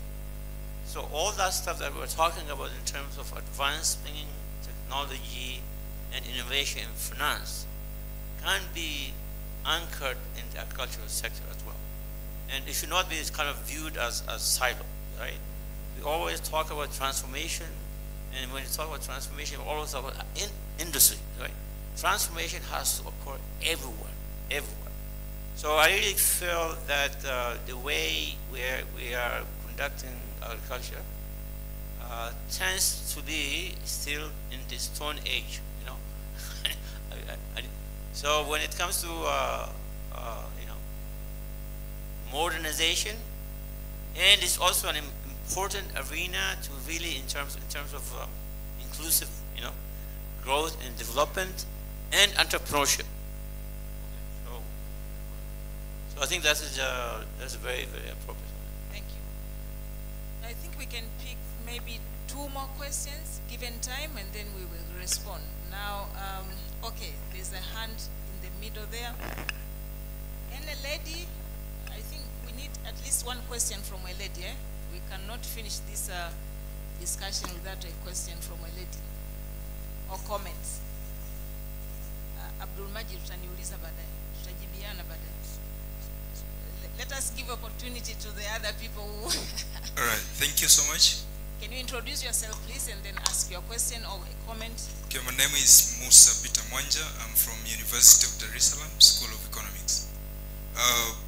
My question is, while we are living in the world of full of data, the world which is a lot of gigabytes and zettabytes and full of data are being generated in every second that we're living. How much do our financial institutions in Tanzania making the use of this advantage of data that are being generated, especially in researching? I've been hearing what you've been saying and the discussion and all, and that I didn't hear the part where you say, like, how do our financial institutions, especially banking and non-banking financial institutions, how are they really investing on R&D, research and development? In the world where people are not only rational, but they are living based on sentiments and the news, and they are affected, influenced by the news around the world, how are we making the benefit of reaping the information and researching on the data that are being generated and getting use of them and innovating and covering the information that are hidden in those data? And at the last, maybe we can get the measures or the means that we can help us navigate in those hard time on the period of difficulty. So my question is, how do these financial institutions make the better use of the data, and especially in research and development? Thank you so much. Next question, 1 more question, and then we will respond. Mr. Cosmas, get ready to respond to that. Oh, okay. There's a hand there, so unfortunately no lady, and we have finished the discussion. My name is Julius Limo. Hey, Julius Tena, I saw there's another hand. Okay. I have a mic already. Okay, fine. Okay, so maybe 2 more. 1 and then the other person in the middle there. Chapbas. Thank you very much. Arrow. Yes, my name is Caroline Yambesi. I'm from CRDB Bank. Be quick, please. Thank you. My question is, I liked when one of the speakers talked about for every risk register, there should be an opportunities register. But I guess the question that I have is, there's a tendency, especially when there's crises. So for instance, right now, there's cyber risks, there's risks of, you know, consumer protection. There's a tendency for banks and to tend to focus more on mitigating the risk and missing out on the potential opportunities that could arise from technological advancements and all of that. And so if I could just get, you know, additional conversation or explanation around how can we manage, how do we reach equilibrium where we're not only dealing with fixing the crises, but thinking 5, 10, 15 years later to make sure that banks are truly sustainable. Thank you. Thank you very much. So the last one, there was a hand there, yes. Thank you very much. I really appreciate it. Mine was just to recognize. Name, oh, sorry. My name is Patrick Mususa. I'm from TIOB, Tanzania Institute of Bankers. I wanted to take this opportunity to ask Professor Senbet a question. We don't often see you. We see the other CEOs of the banks. And I note that during your presentation you said that as our economies grow, the talented manpower needs to also equally grow. So I just wanted to know that in your heart of hearts, if you could do one thing to make sure that talented manpower is growing in the banking sector, what would be that thing? What would be that initiative? That's all from me. Thank you. Thank you very much. So I think Mr. Cosmas, if you can respond on the question on data, and then Professor, you will cover the two questions. One from Carol on what exactly, how can we look at those opportunities, and you know, the last question from Patrick. So Cosmas. Thank you, Madam Ruth, and I appreciate the question from 2 minutes, please. A colleague there.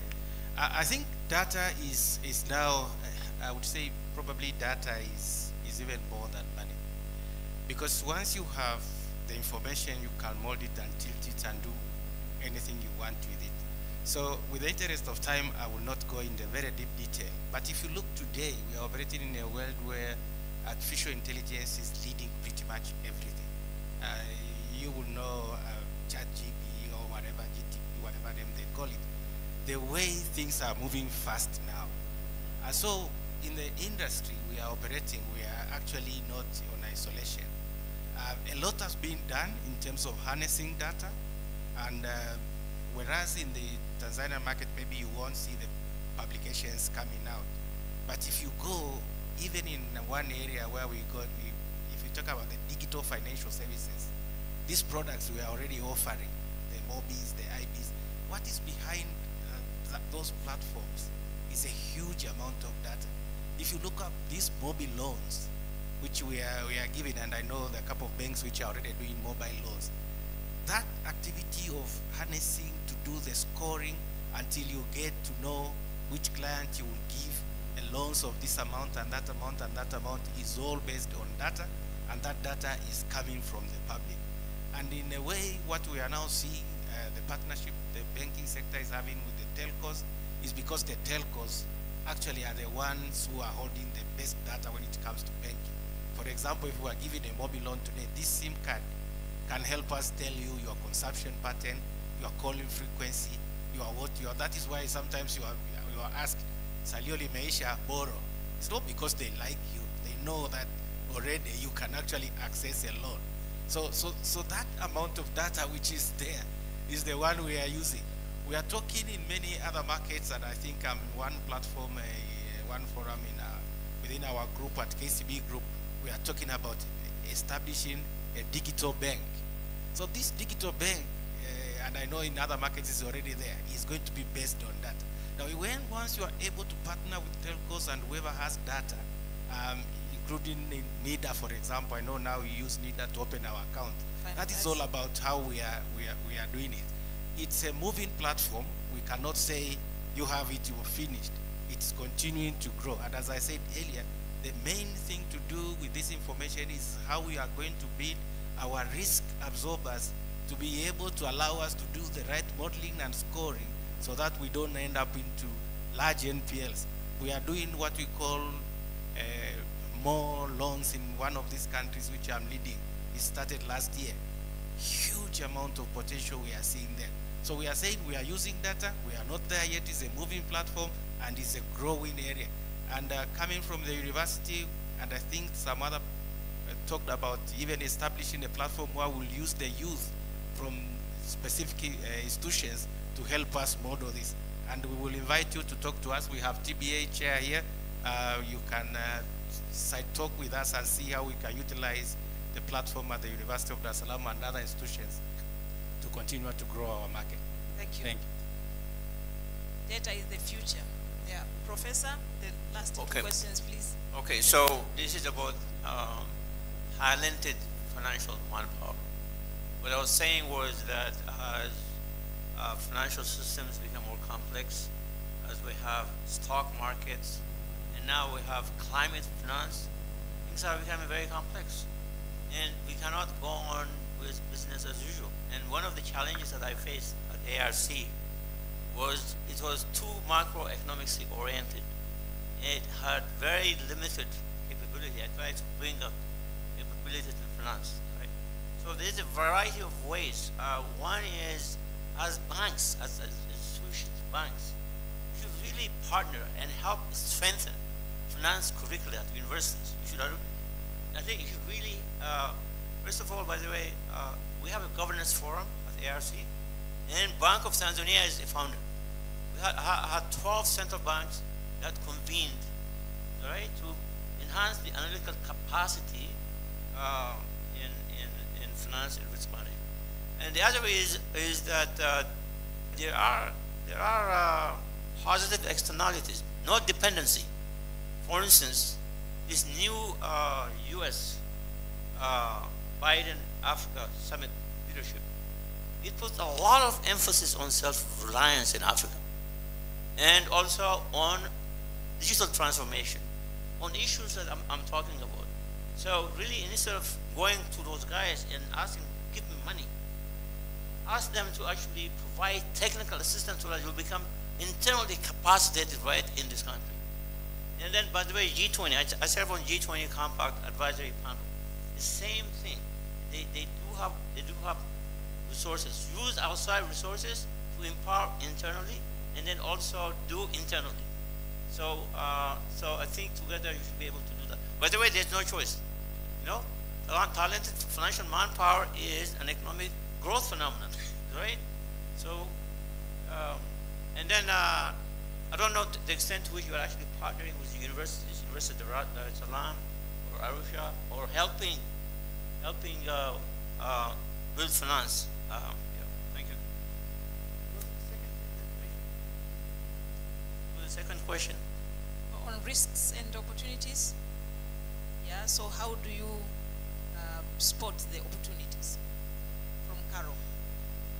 Okay, I think what she was talking about was the balance, is that right? So when we have a crisis, we're actually trading. The immediate reaction is, how do we mitigate this? How do we try and get out of this, right? Or Mr. Philip. Mr. Philip, you talked about the risk registers and the opportunities. So maybe you are the best person to actually respond to the question, please. Yes, I did that. Thank you. One of the things that I know banks can look at, for example, issues of technology that we are talking about. We have seen, and I think it's also the same in this market, that banking institutions now have seen the significance of ICT and the importance of being innovative and so forth. And they've established innovation hubs within the market. But what we're also seeing in Zimbabwe is that there's now a trend where I think now we have about 4 or 5 banks. They have established ICT companies. As part of as an affiliate, there's a holding company, established an ICT company, and they've been very aggressive. One of the banks is NMB. It's very aggressive. They are reaching out the region, and they are innovating, and we are seeing issues of robotics there and so on and so forth. So that's one opportunity that has been created by the crisis where we're coming from. We also been interacting with the banks. There's issues of, you know, when you go out, we have our municipalities that are struggling to clear litter within the cities that we stay in. But they are looking at those cities as just potential borrowers. But because they have weaknesses in terms of capacity, they are not willing to, you know, assist them. But we say to some of them, look at them, how do you come in and assist in the waste management? And in the process, then create the much needed, you know, clean energy. So, you know, you have something that is looking like a risk, but on the flip side, it's an opportunity. So some of them are taking those things up, and gladly so. I think they are also, you know, making headway. And then if you allow me, Chair, just to comment on the issue of agriculture. That was, so in the market where we are, we have one or two banks that are clearly focusing on agriculture. So there are things that we ask the CEO, Mr. CEO, are you a believer in the force of agriculture to transform the Zimbabwean economy? If the answer is yes, then we then ask them, how can your bank be part of that coalition, leadership coalition that is transforming the bank? How can your bank be part of that force that will lift Zimbabwean people from hand to mouth, subsistent farming to farming that is commercial, and viable and so forth? How can you come in to modernize the agricultural sector? How do you fit in the agricultural value chain? How do you come in to support technology so that technology, transforms agriculture in terms of smart, approaches and so forth? So that's how we also have been dealing with banks, and we've seen that banks have now relooked at how they want to position themselves, what they want to do in terms of their assisting. Thank you very much. Ladies and gentlemen, I think we have now come to the end of this discussion session. I think, Prof, you still want to talk? Mic, please, to Professor. Prof, I'm already here, just so you know. Okay, yeah, thank you. Can you? Yeah, somebody mentioned capital flight. Okay, I'm kind of tempted to mention something, which is another huge opportunity. So I had a major study done at ARC on capital flight from Africa, right? And you observed two things. Okay? Basically, over decades, trillions of money has been kept out of Africa. And you think that it is all stealing or theft. But a lot of that happens through multinational corporations. Profit shifting, transfer pricing, and I often say that these multinationals are actually domiciled in G20 countries. So every time we have this G20 conference, we are kind of pushing this on their agenda. Because I think working on the reversal of capital flights, and then remember today I was talking about debt. Actually, if you take that into account, Africa is net credited to the rest of the world. Okay? So this is a huge, huge space. I think that Tanzania should play an important role in this movement. And we have outside movements. I think it's really important. I just wanted to mention. Thank you, Prof. We hear that. Thank you. So, ladies and gentlemen, thank you very much. This is the end of this panel discussion. And I thank the main speaker, but also all the panelists. And I believe that we have all, picked key learning here that we will use to ensure that our financial institutions continue to remain sustainable and exist for a long term in this country. Thank you very much, and thank you for the opportunity. Asante. Let us give them a big round of applause. If I may request you to kindly stand up and just stand at the front where my camera people, the camera person, we want to take a picture, and as they take a picture, let's give another warm applause to Madam Ruth for that wonderful moderation. Ruth, do you want to come in the middle of the gentlemen? Yes, that's a beautiful picture. There's my cameraman, and as we take a picture, hoping that we had a fantastic time. Did we have a good time today? Did we enjoy this discussion? Excellent. So we need to move from the conference to putting everything into action. Dear Governor, distinguished participants, we've come to the end of day one. Can we put our hands together for all of us for active participation? Tomorrow is an equally interesting time. We're going to start at 8:30 in the morning. So we be here by 8 o'clock. We're finishing morning today. So tomorrow there will be a lot of music and dancing. We shall start at 8:30 in the morning with the financial sector stability in the wake of economic crises, regulations, innovation, and risk management. This is panel discussion 2. We'll start this at 8:30. So if you can be here by 8 o'clock and take it through by 8:30.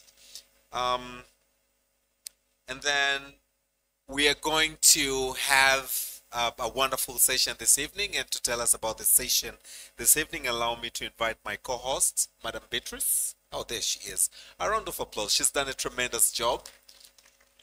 Asante sana. Beatrice, what do we have tonight? Thank you so much, Mr. Makani. Honorable Governor, distinguished guests, I wish to inform you that the Governor, Bank of Tanzania, Mr. Emmanuel Tutuba, is cordially inviting you tonight at the Mount Meru Hotel for a gala dinner that will be held from 6 p.m. So you're all warmly welcome. Please be there on time, and the dress code for the evening is smart casual. You're all welcome. So until tomorrow, let's all meet in the evening for the gala dinner. Thank you, Governor, for that courteous invitation. Niwatakie wote jioni njema na tukutane kwenye chakula cha jioni. Asante sana. Nashukuru.